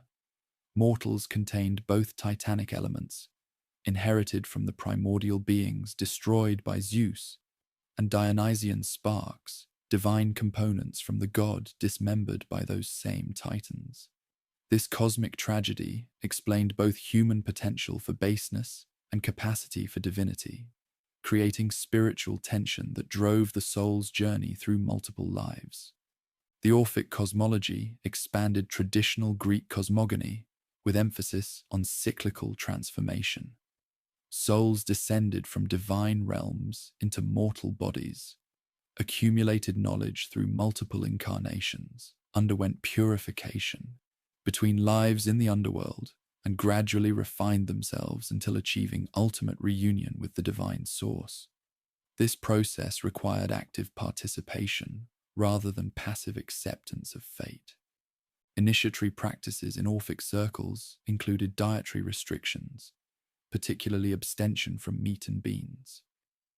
These prohibitions reflected beliefs about the soul's vegetative origins and the need to maintain purification for spiritual progression. Practitioners also wore distinctive white clothing and avoided certain types of burial, believing traditional rites might trap the soul in material cycles rather than facilitating spiritual ascent. Orphic hymns and poems served as tools for soul work, their rhythms and metaphysics designed to reshape consciousness. These sacred texts included detailed maps of the afterlife journey, specific tokens and passwords for navigating underworld challenges, and instructions for achieving liberation from the cycle of rebirth. The gold tablets buried with certain Orphic initiates contained precise directions: what to say to the guardians, which waters to avoid, how to claim divine ancestry when challenged. Unlike the communal experience of Eleusis, Orphic practices often involved solitary devotion and personal ascesis, disciplined training that prepared the soul for its eventual journey. Meditation on specific myths, memorization of sacred formulas, and cultivation of detachment from material existence shaped practitioners into philosophers of death who lived with one foot already in eternity. Pythagoras and his followers synthesized Orphic insights with mathematical mysticism, creating a sophisticated framework for understanding the soul's journey through cosmic order. Where Orphism emphasized mystical experience, Pythagoreanism added rational structure, viewing the universe as musical harmony, governed by mathematical principles that souls could learn to comprehend. The Pythagorean cosmos operated through numerical relationships that extended into the afterlife. Souls progressed through spheres of existence numbered according to sacred proportions. The afterlife realm itself possessed geometrical architecture, paths that followed perfect ratios, judgments rendered according to mathematical justice, purifications aligned with harmonic intervals. Understanding these principles allowed for more efficient spiritual evolution. Transmigration of souls became central to Pythagorean doctrine, with reincarnation following precise patterns based on karmic mathematics. The soul carried forward its ethical calculations from life to life, accumulating or diminishing spiritual weight according to action's moral gravity. Underworld purification operated like spiritual mathematics, calculating appropriate remedies for each soul's imbalances. Their practices included communal living in pursuit of harmonic existence. Members studied astronomy, mathematics, and music as tools for soul purification. They believed that understanding cosmic harmony prepared them for the greater harmony experienced after death. The famous theorem attributed to Pythagoras represented not just mathematical truth, but metaphysical principle.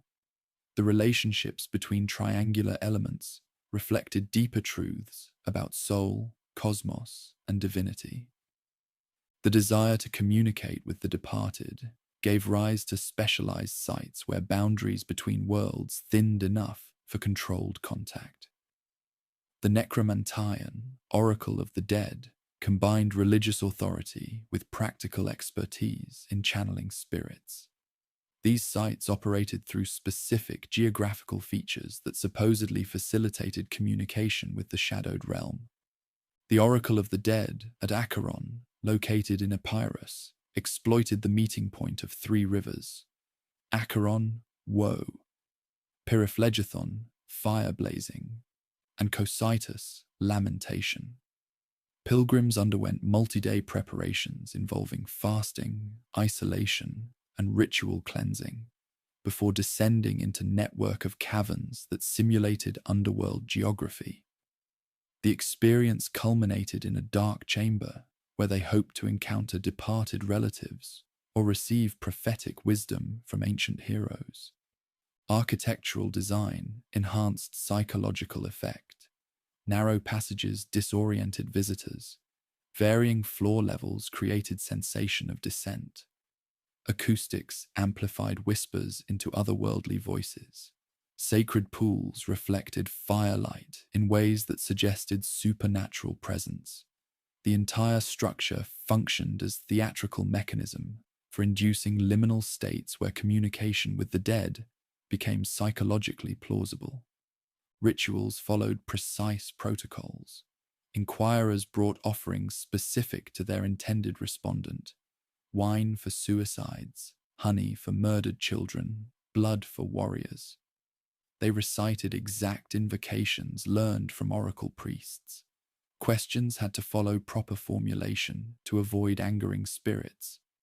The priests themselves served as interpreters, trained to distinguish meaningful communications from random phenomena occurring at the threshold of worlds. These practices reflected evolved understanding of the underworld as permeable when approached correctly. Whereas earlier traditions viewed death's realm as sealed, except for heroic intrusion, mystery traditions suggested that appropriate rituals could create temporary openings for beneficial exchange between the living and departed. This accessibility brought underworld wisdom into practical application for mortal concerns. As these various mystery traditions matured, connections and syntheses emerged. Practitioners of different systems often participated in multiple initiations, creating personal amalgamations of esoteric wisdom. The flexibility of Greek religious practice allowed for creative combination of Eleusinian emotion, Orphic theology, Pythagorean mathematics, and oracular practice into individual spiritual paths. The accumulated wisdom traditions reshaped popular understanding of death. No longer was the afterlife simply a destination determined by the gods or fate. Through proper preparation, knowledge acquisition, and ritual practice, souls could actively participate in their own posthumous journey. The underworld became a realm of opportunity rather than merely judgment, a place where continued growth remained possible. This democratization of divine knowledge represented a profound shift in Greek religious consciousness. What had once been heroic prerogative, direct engagement with death's mysteries, became accessible through initiation. The underworld's secrets, transmitted through generations of mystics and philosophers, offered mortals the possibility of transcending their normal boundaries without requiring divine parentage or extraordinary courage. Yet the mysteries maintained their mystery. Even as they systematized approaches to death's wisdom, they insisted that the deepest truths could not be fully expressed in words. Direct experience through ritual, meditation, and careful preparation remained essential. The underworld continued to offer its knowledge not through simple transmission, but through transformation of those who dared to seek its secrets.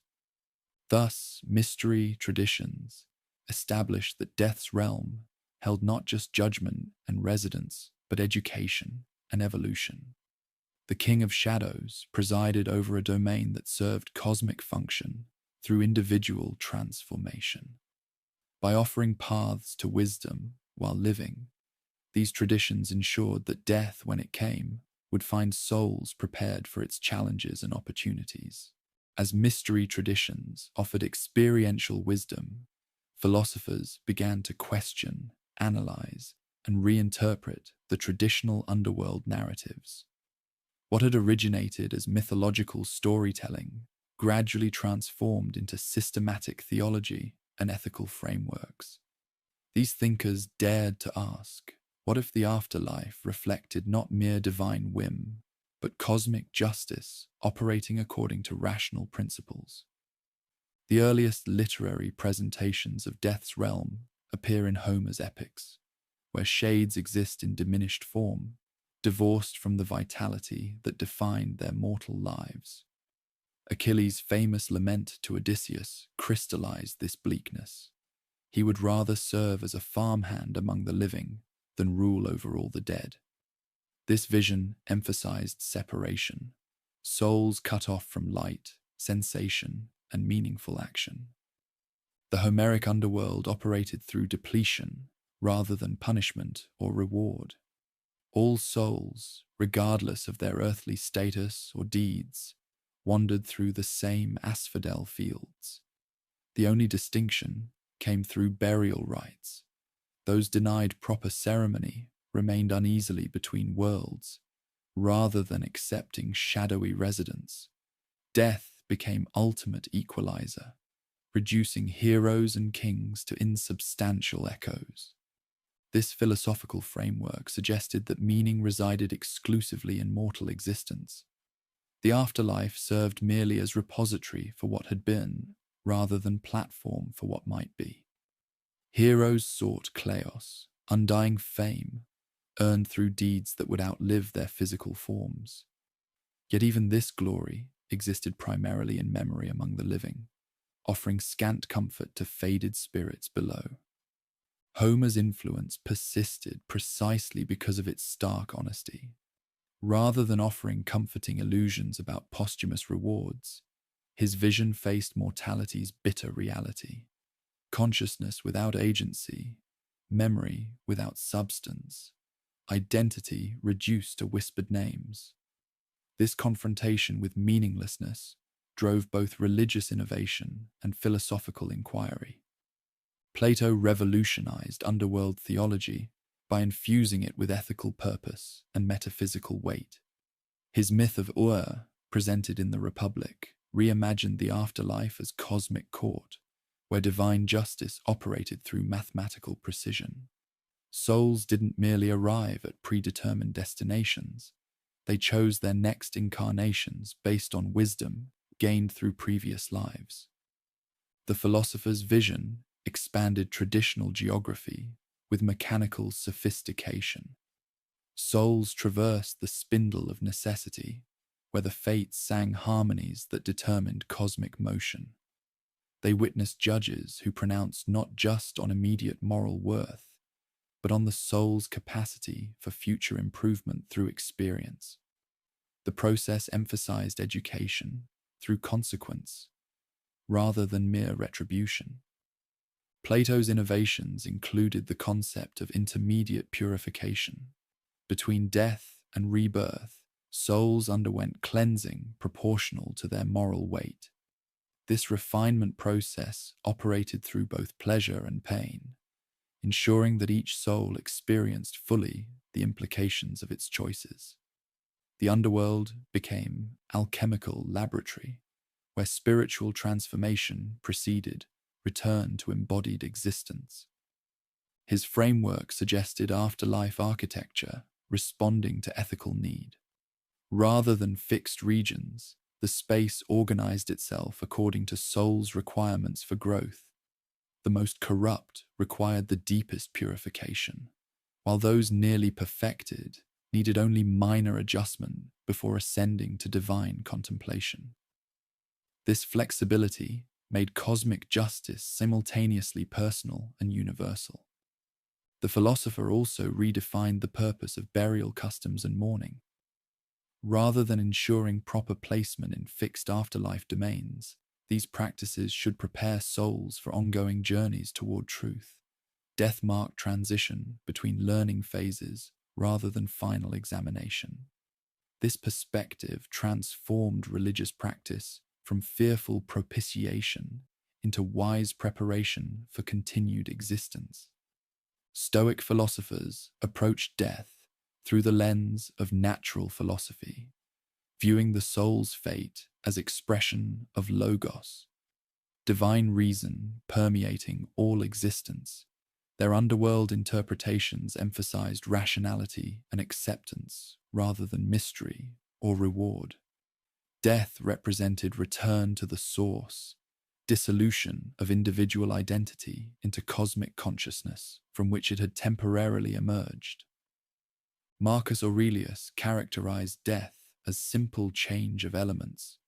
You came into this world as a part and will depart as part.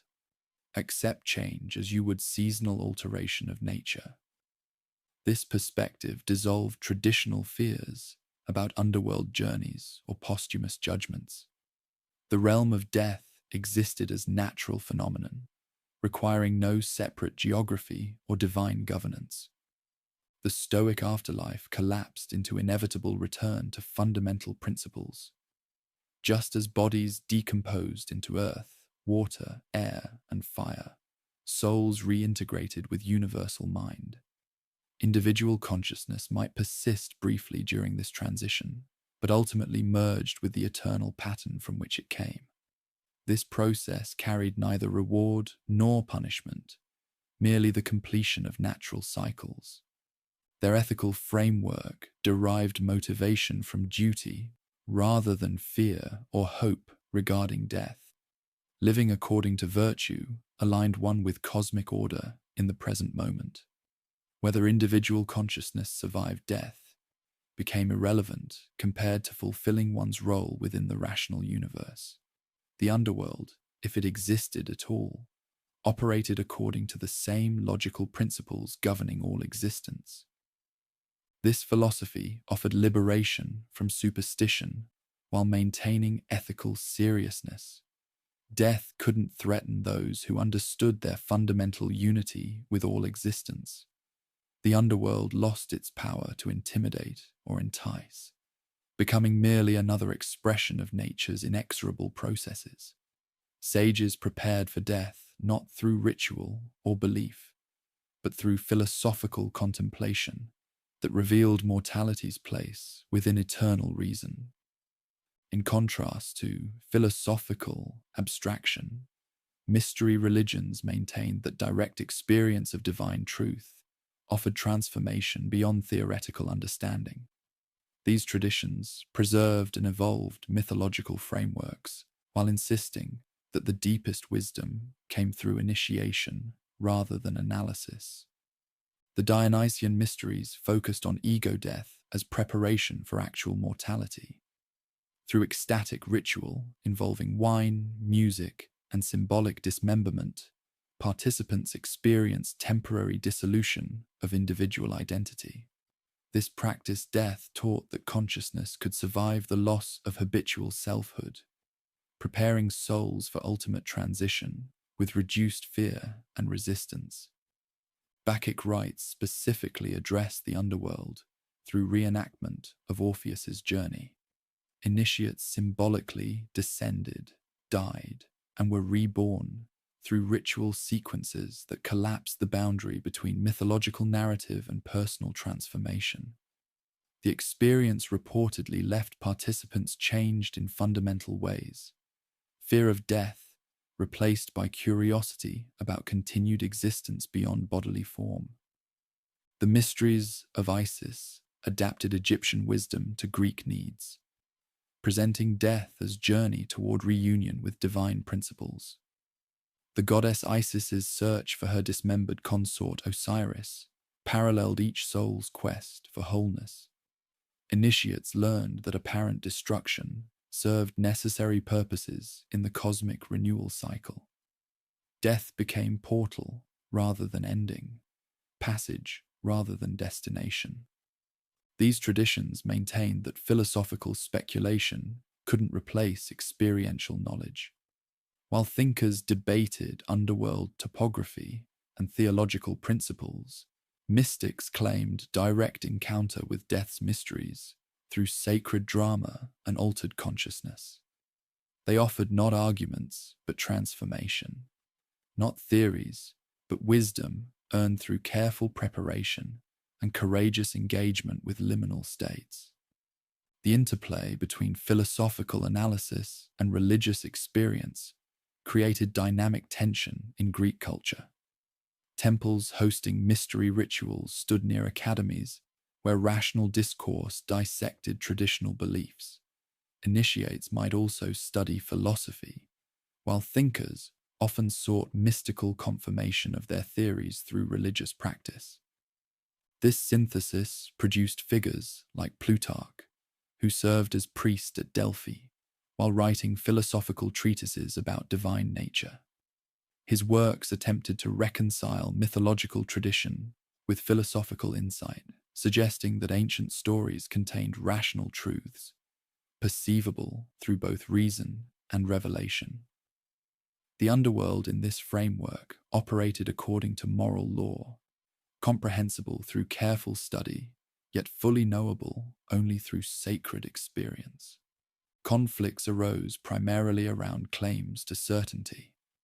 Philosophers insisted that reason alone could determine truth about death's nature and consequences. Religious authorities maintained that divine mysteries transcended human logic, requiring submission to revelation. Popular religion often accepted contradictory elements, practicing both philosophical ethics and mystery initiations without feeling obligated to resolve theoretical tensions. This multiplicity of approaches enriched Greek culture's engagement with mortality. Death's realm supported multiple interpretations: rational, mystical, traditional, innovative, allowing individuals to find appropriate paths for their temperaments and circumstances. The underworld became laboratory, where humanity wrestled with its ultimate questions, finding not single answers, but varied wisdom emerging from persistent inquiry. The philosophical evolution thus transformed Hades from mythological setting into focal point for humanity's deepest contemplations. Whether through Homeric tears, Platonic mathematics, Stoic acceptance, or mystical transformation, each approach reflected humanity's engagement with its own finitude. The realm of death, initially created to house mortal endings, had evolved into mirror reflecting every culture's highest hopes and deepest fears about existence itself. As Roman civilization expanded, it absorbed and systematized Greek religious concepts while adapting them to distinctly Roman values and sensibilities. The underworld, now called various names, including Orcus, and eventually associated with wealth through the title Pluto, underwent significant reinterpretation. Roman pragmatism reshaped mystical Greek concepts into more structured, law-oriented visions of the afterlife. The Romans approached divine identification with characteristic practicality.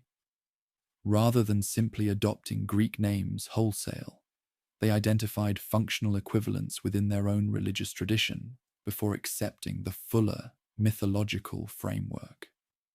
This process created layers of meaning that enriched rather than replaced original concepts. Dis Pater, the Roman father of riches, initially governed underground wealth, both mineral and agricultural. His early association with soil fertility connected him naturally to mortality through the death and renewal cycle of planting. As Greek influence deepened, Dis absorbed the mythological complexity of the Dark Lord while maintaining his connection to earthly abundance. The title Pluto emerged as particularly Roman innovation, emphasizing prosperity derived from the realm below.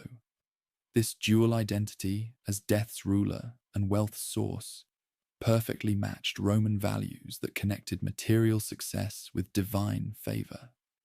Temples to Pluto sometimes served as banks where treasures could be safely stored under divine protection, creating literal connection between underground deity and monetary fortune. Cerberus retained his basic form and function, but acquired Latin epithets that emphasized different aspects. The Romans called him triceps, three-headed, and associated him with the iron collar used on savage dogs. They developed specific protocols for appeasing him, including special honey cakes called sops that became standardized ritual practice in ways Greek traditions had not formalized. The ferryman continued his eternal duty under the same name, though Romans depicted him with distinctly Latin features. Their art emphasized his ancient appearance more dramatically than Greek representations, creating ghoulish visages that stressed death's alienation from beauty and youth. The obol coin requirements became codified into specific denominations appropriate for Roman currency. The Aeneid crystallized Roman understanding of the underworld in ways that would influence Western imagination for millennia. Virgil's systematic description of death's realm combined Greek geographical features with Roman organizational principles, creating the most detailed and influential map of the afterlife in classical literature. His entrance at Lake Avernus in Campania became canonical for Roman pilgrims. The volcanic landscape, with its sulfuric emissions and eerie atmosphere, provided convincing physical evidence for supernatural access points. The location aligned with Etruscan sacred geography, while offering Romans a domestic portal to divine mysteries previously associated with distant Greek sites. Virgil's structural innovations included the vestibule of the underworld, where various personified sufferings waited to greet arrivals. Here gathered grief, care, disease, old age, fear, hunger, and death itself, abstract concepts given form as preliminary warnings about mortality's companions. This Roman addition emphasized the psychological reality of death's approach before souls reached traditional mythological features. The Sibyl of Cumae, serving as Aeneas's guide through these regions, represented Roman integration of prophetic tradition with underworld navigation. Her role combined Greek oracular wisdom with Etruscan death expertise, creating a figure who understood both the geography and purpose of mortality's domains. Through her, the journey gained didactic purpose.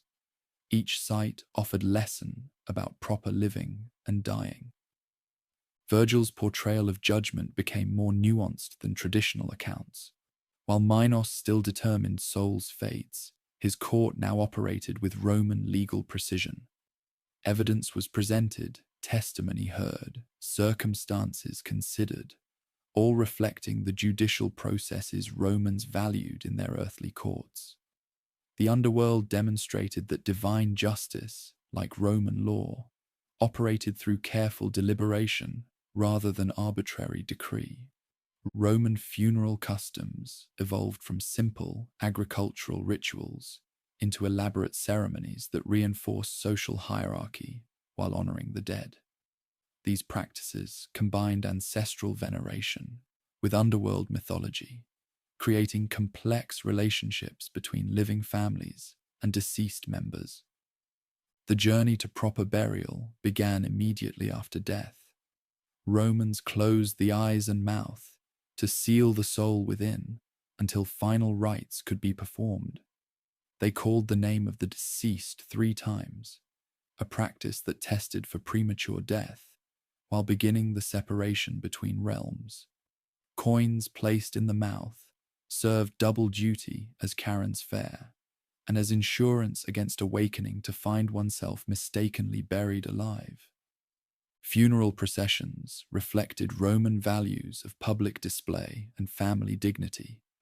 The wealthy employed professional mourners, musicians, and even actors, wearing death masks of ancestors who had held public office. These imagines appeared in funeral corteges, creating visible connection between current death and lineage of family achievement. Such processions demonstrated that individual mortality served collective continuity. Tomb architecture developed from simple grave markers into elaborate mausoleums that rivaled religious temples in scale. These structures served as permanent bridges between worlds, places where living descendants could maintain relationships with departed family members. Inscriptions often addressed passers-by directly, ensuring that strangers would remember the deceased and perhaps offer libations that sustained souls' afterlife existence. The festival of Parentalia exemplified Roman innovation in ancestor worship.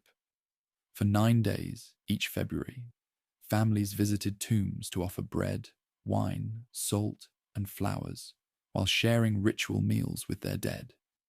This institutionalized mourning period transformed Greek underworld concepts into civic religion that bound families together through shared remembrance and collective duty to the departed.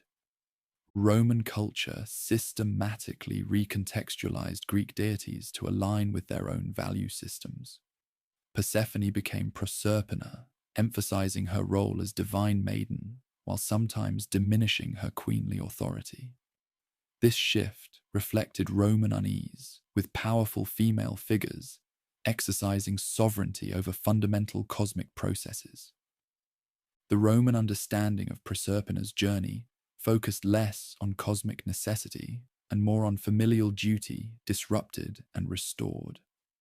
Their versions emphasized Ceres's, Demeter's grief as mother rather than goddess, making the myth more personally relatable while embedding it within Roman family values. The agricultural aspects gained prominence over mystical transformation, aligning the story with practical Roman concerns about harvest success. Mercury expanded Hermes' role as psychopomp with characteristically Roman organizational skills. The Romans depicted him with accounting tablets, suggesting that Death's realm operated with bureaucratic precision. Souls weren't merely guided to their destination, but properly registered and assigned according to administrative protocols that would impress Roman civil servants.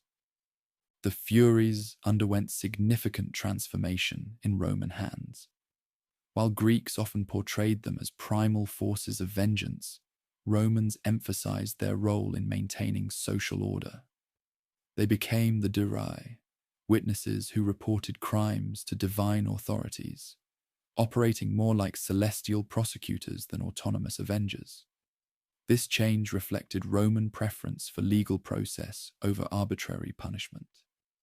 Hecate retained her position at crossroads, but gained distinctly Roman attributes. The Romans created elaborate shrines called Hecateia, where 3 roads met, complete with specific offerings and timing requirements. Her role expanded to include household protection, making her less exclusively focused on underworld transitions and more integrated into daily Roman religious life. The Roman imperial cult found natural connections with underworld mythology. Emperors, particularly after deification, needed pathways between earthly authority and divine status. The underworld offered convenient metaphorical framework for discussing imperial transitions while maintaining religious sensibilities. Divine emperors' connections to wealth, Pluto, Dis Pater, emphasized their right to command terrestrial resources.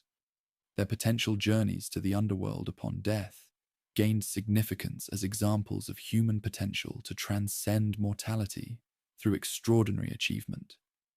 Imperial funerals thus became state occasions, demonstrating proper cosmic transition from mortal ruler to divine protector. The practice of imperial apotheosis required sophisticated integration of Greek underworld concepts with Roman political theology.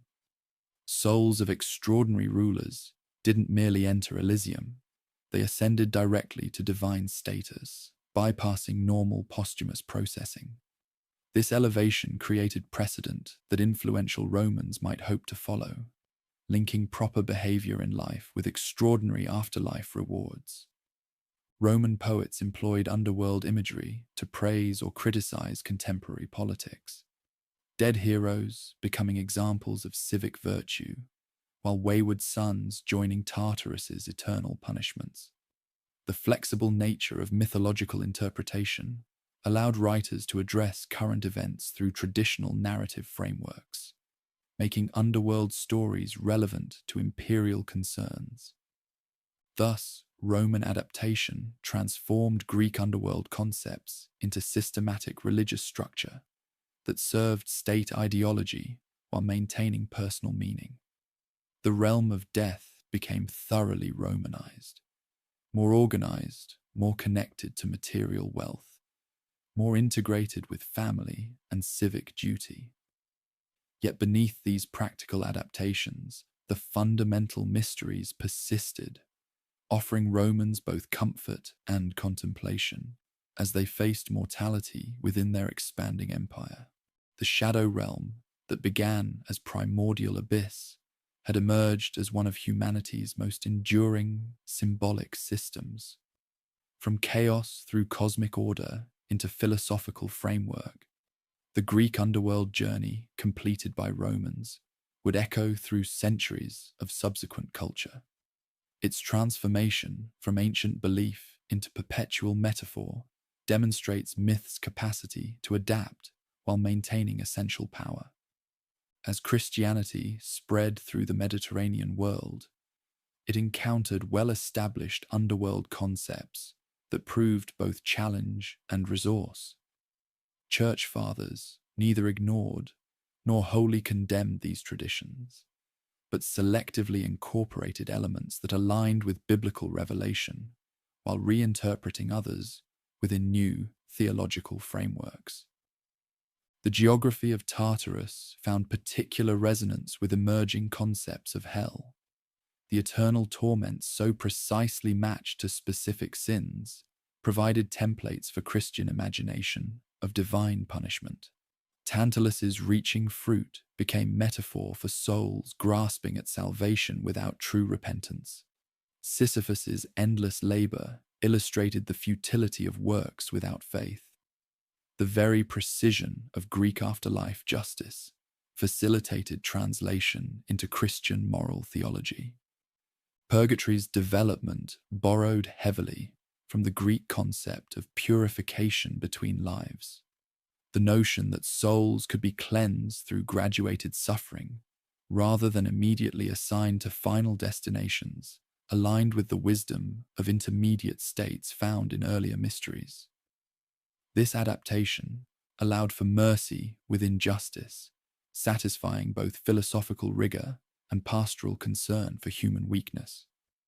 The Christian landscape of the dead also preserved beneficent spaces from classical tradition.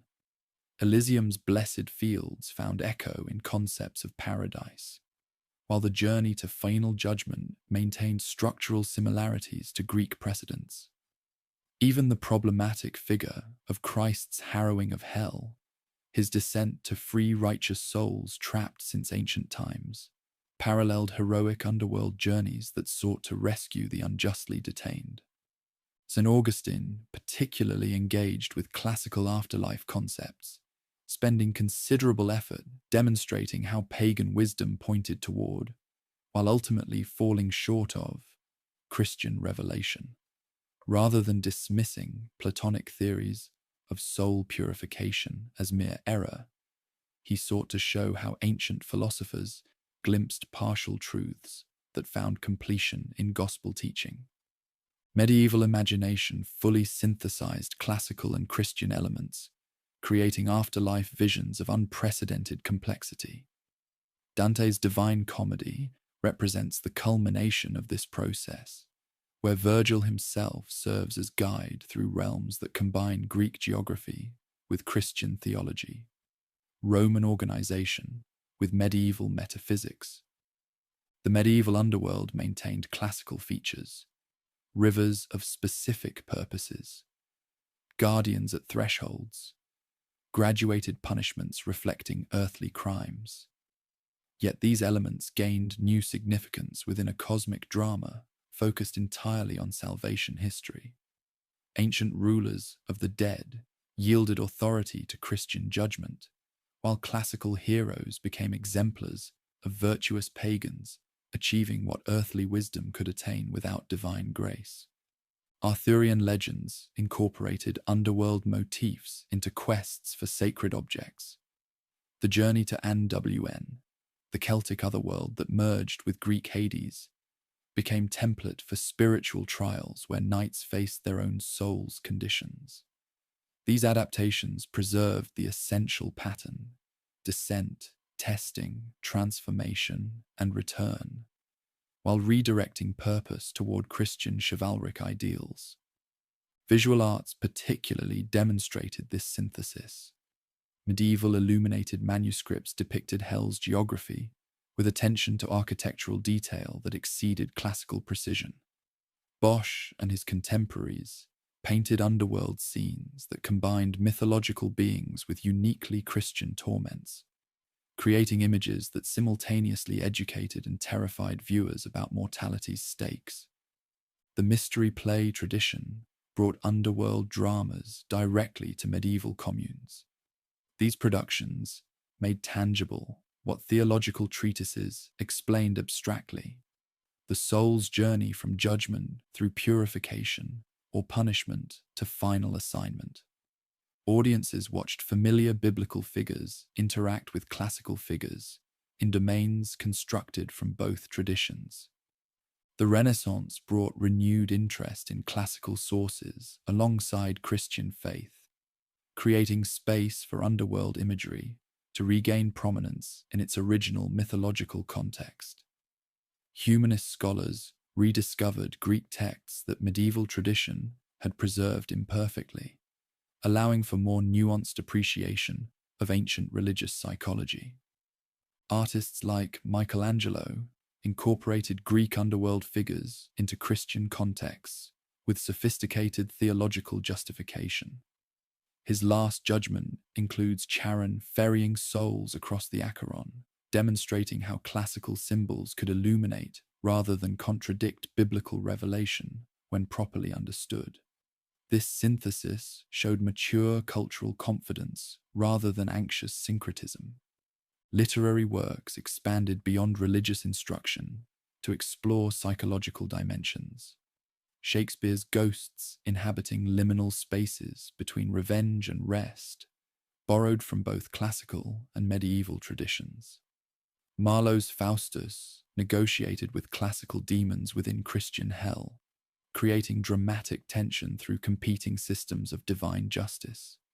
The period's exploration of consciousness itself drew extensively on underworld metaphors. The soul's dark night, the descent into madness, the journey towards self-knowledge, all employed imagery, refined through millennia of mythological development. Renaissance psychology thus continued ancient traditions while directing them toward internal rather than exclusively external realms. Occult traditions underwent revival that further preserved and elaborated Greek underworld concepts. Alchemical texts described spiritual transformation using the language of death's domain, dissolution, putrefaction, and rebirth. John Dee and other scholarly magicians sought to recreate ancient practices of necromancy while claiming Christian justification for such communications. The Romantic movement transformed underworld symbolism once again, discovering in death's realm perfect metaphors for the newly charted territories of the unconscious mind. Poets and artists found in Orpheus's failed journey the essential drama of artistic creation, the attempt to bring inspiration from darkness into light, always at risk of losing what one sought through premature revelation. Goethe's Faust adapted classical underworld elements within a psychological framework that prefigured depth psychology. The descent into temptation, the encounter with one's shadow, the negotiation with darker aspects of the self, all borrowed mythological structure while exploring emerging concepts of personality's complexity. Gothic literature made extensive use of underworld imagery for atmospheric effect, ruined temples to Hecate, catacombs echoing with lamentations, mysterious pools reflecting faces of the dead. These elements created emotional landscapes where rational boundaries dissolved. The underworld became shorthand for regions where ordinary consciousness could not venture safely. Blake's visionary works explicitly reworked classical mythology within personal cosmology. His underworld figures operated as psychological forces within every soul, rather than external deities governing separate realms.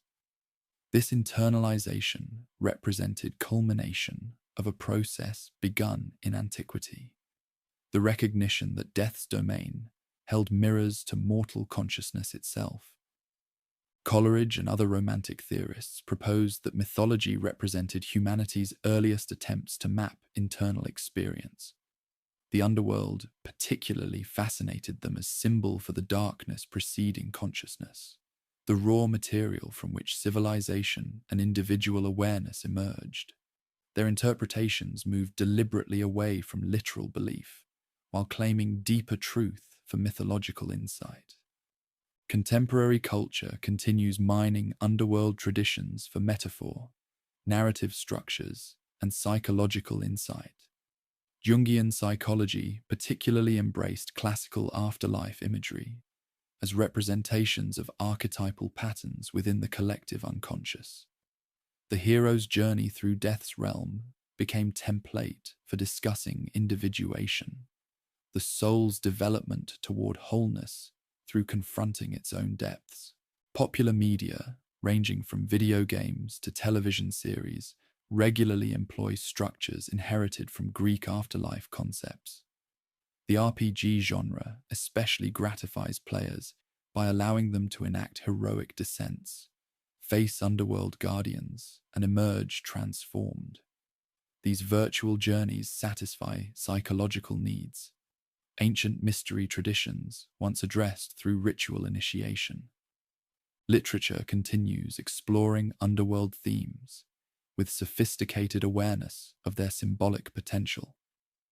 Milan Kundera's use of memory as Lethe, Toni Morrison's beloved ghosts, Haruki Murakami's journeys beneath Tokyo, all demonstrate how ancient patterns maintain power when applied to contemporary concerns about identity, trauma, and transformation. Visual arts employ classical underworld imagery with deliberate understanding of its accumulated meanings. Contemporary installations might combine Cerberus with surveillance technology, suggesting that ancient guardianship principles operate within modern contexts.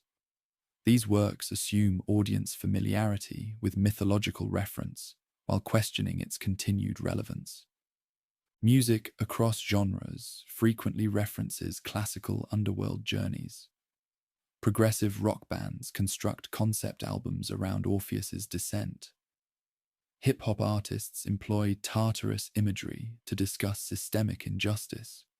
These adaptations suggest that death's realm continues offering narrative and metaphorical resources for artistic expression. The Greek underworld's transformation from mythological place to cultural symbol demonstrates how human imagination processes fundamental questions about mortality. What began as explanation for what happens after death evolved into resource for understanding consciousness, ethics, creativity, and transcendence during life. Its persistence across cultural transitions, from pagan to Christian, from religious to psychological, from supernatural to metaphorical, testifies to its applicability at multiple levels of meaning. The realm constructed by ancient imagination addressed concerns so basic to human experience that subsequent cultures found it valuable to adapt rather than abandon. Modern secular society maintains surprising connection to these ancient patterns. When psychologists discuss exploring one's darker impulses, when artists describe descending to sources of creativity, when seekers undertake journeys of spiritual transformation, they unknowingly echo the structured path that led heroes through Hades' domain. The Underworld journey remains a viable template because it addresses psychic realities that transcend historical periods. This legacy suggests that the Greek underworld represents less an outdated belief system than an enduring navigational chart for human consciousness. Its careful mapping of internal territories, guilt, memory, desire, transformation, continues offering guidance for those willing to engage with darkness as prerequisite for wisdom. The realm beneath has become the depths within, maintaining its power to illuminate even in ages, claiming to have transcended its original context. Thus, the underworld stands not merely as historical curiosity, but as continuing presence in humanity's attempt to comprehend the incomprehensible. From its origins in primordial darkness, through its crystallization into systematic mythology, to its abstraction into universal symbol, it traces the evolution of human consciousness itself, our eternal quest to bring light to shadows, meaning to mystery, and understanding to the ultimate transition all must eventually undertake. The dark sovereign who first accepted his shadowed kingdom could not have foreseen how his domain would come to illuminate the human condition across millennia. Yet perhaps this transformation represents the ultimate wisdom of the dying realm, that something created to contain endings would become source of endless beginnings, that a space designed for finality would generate infinite possibility, and that the deepest darkness would reveal humanity's most persistent light.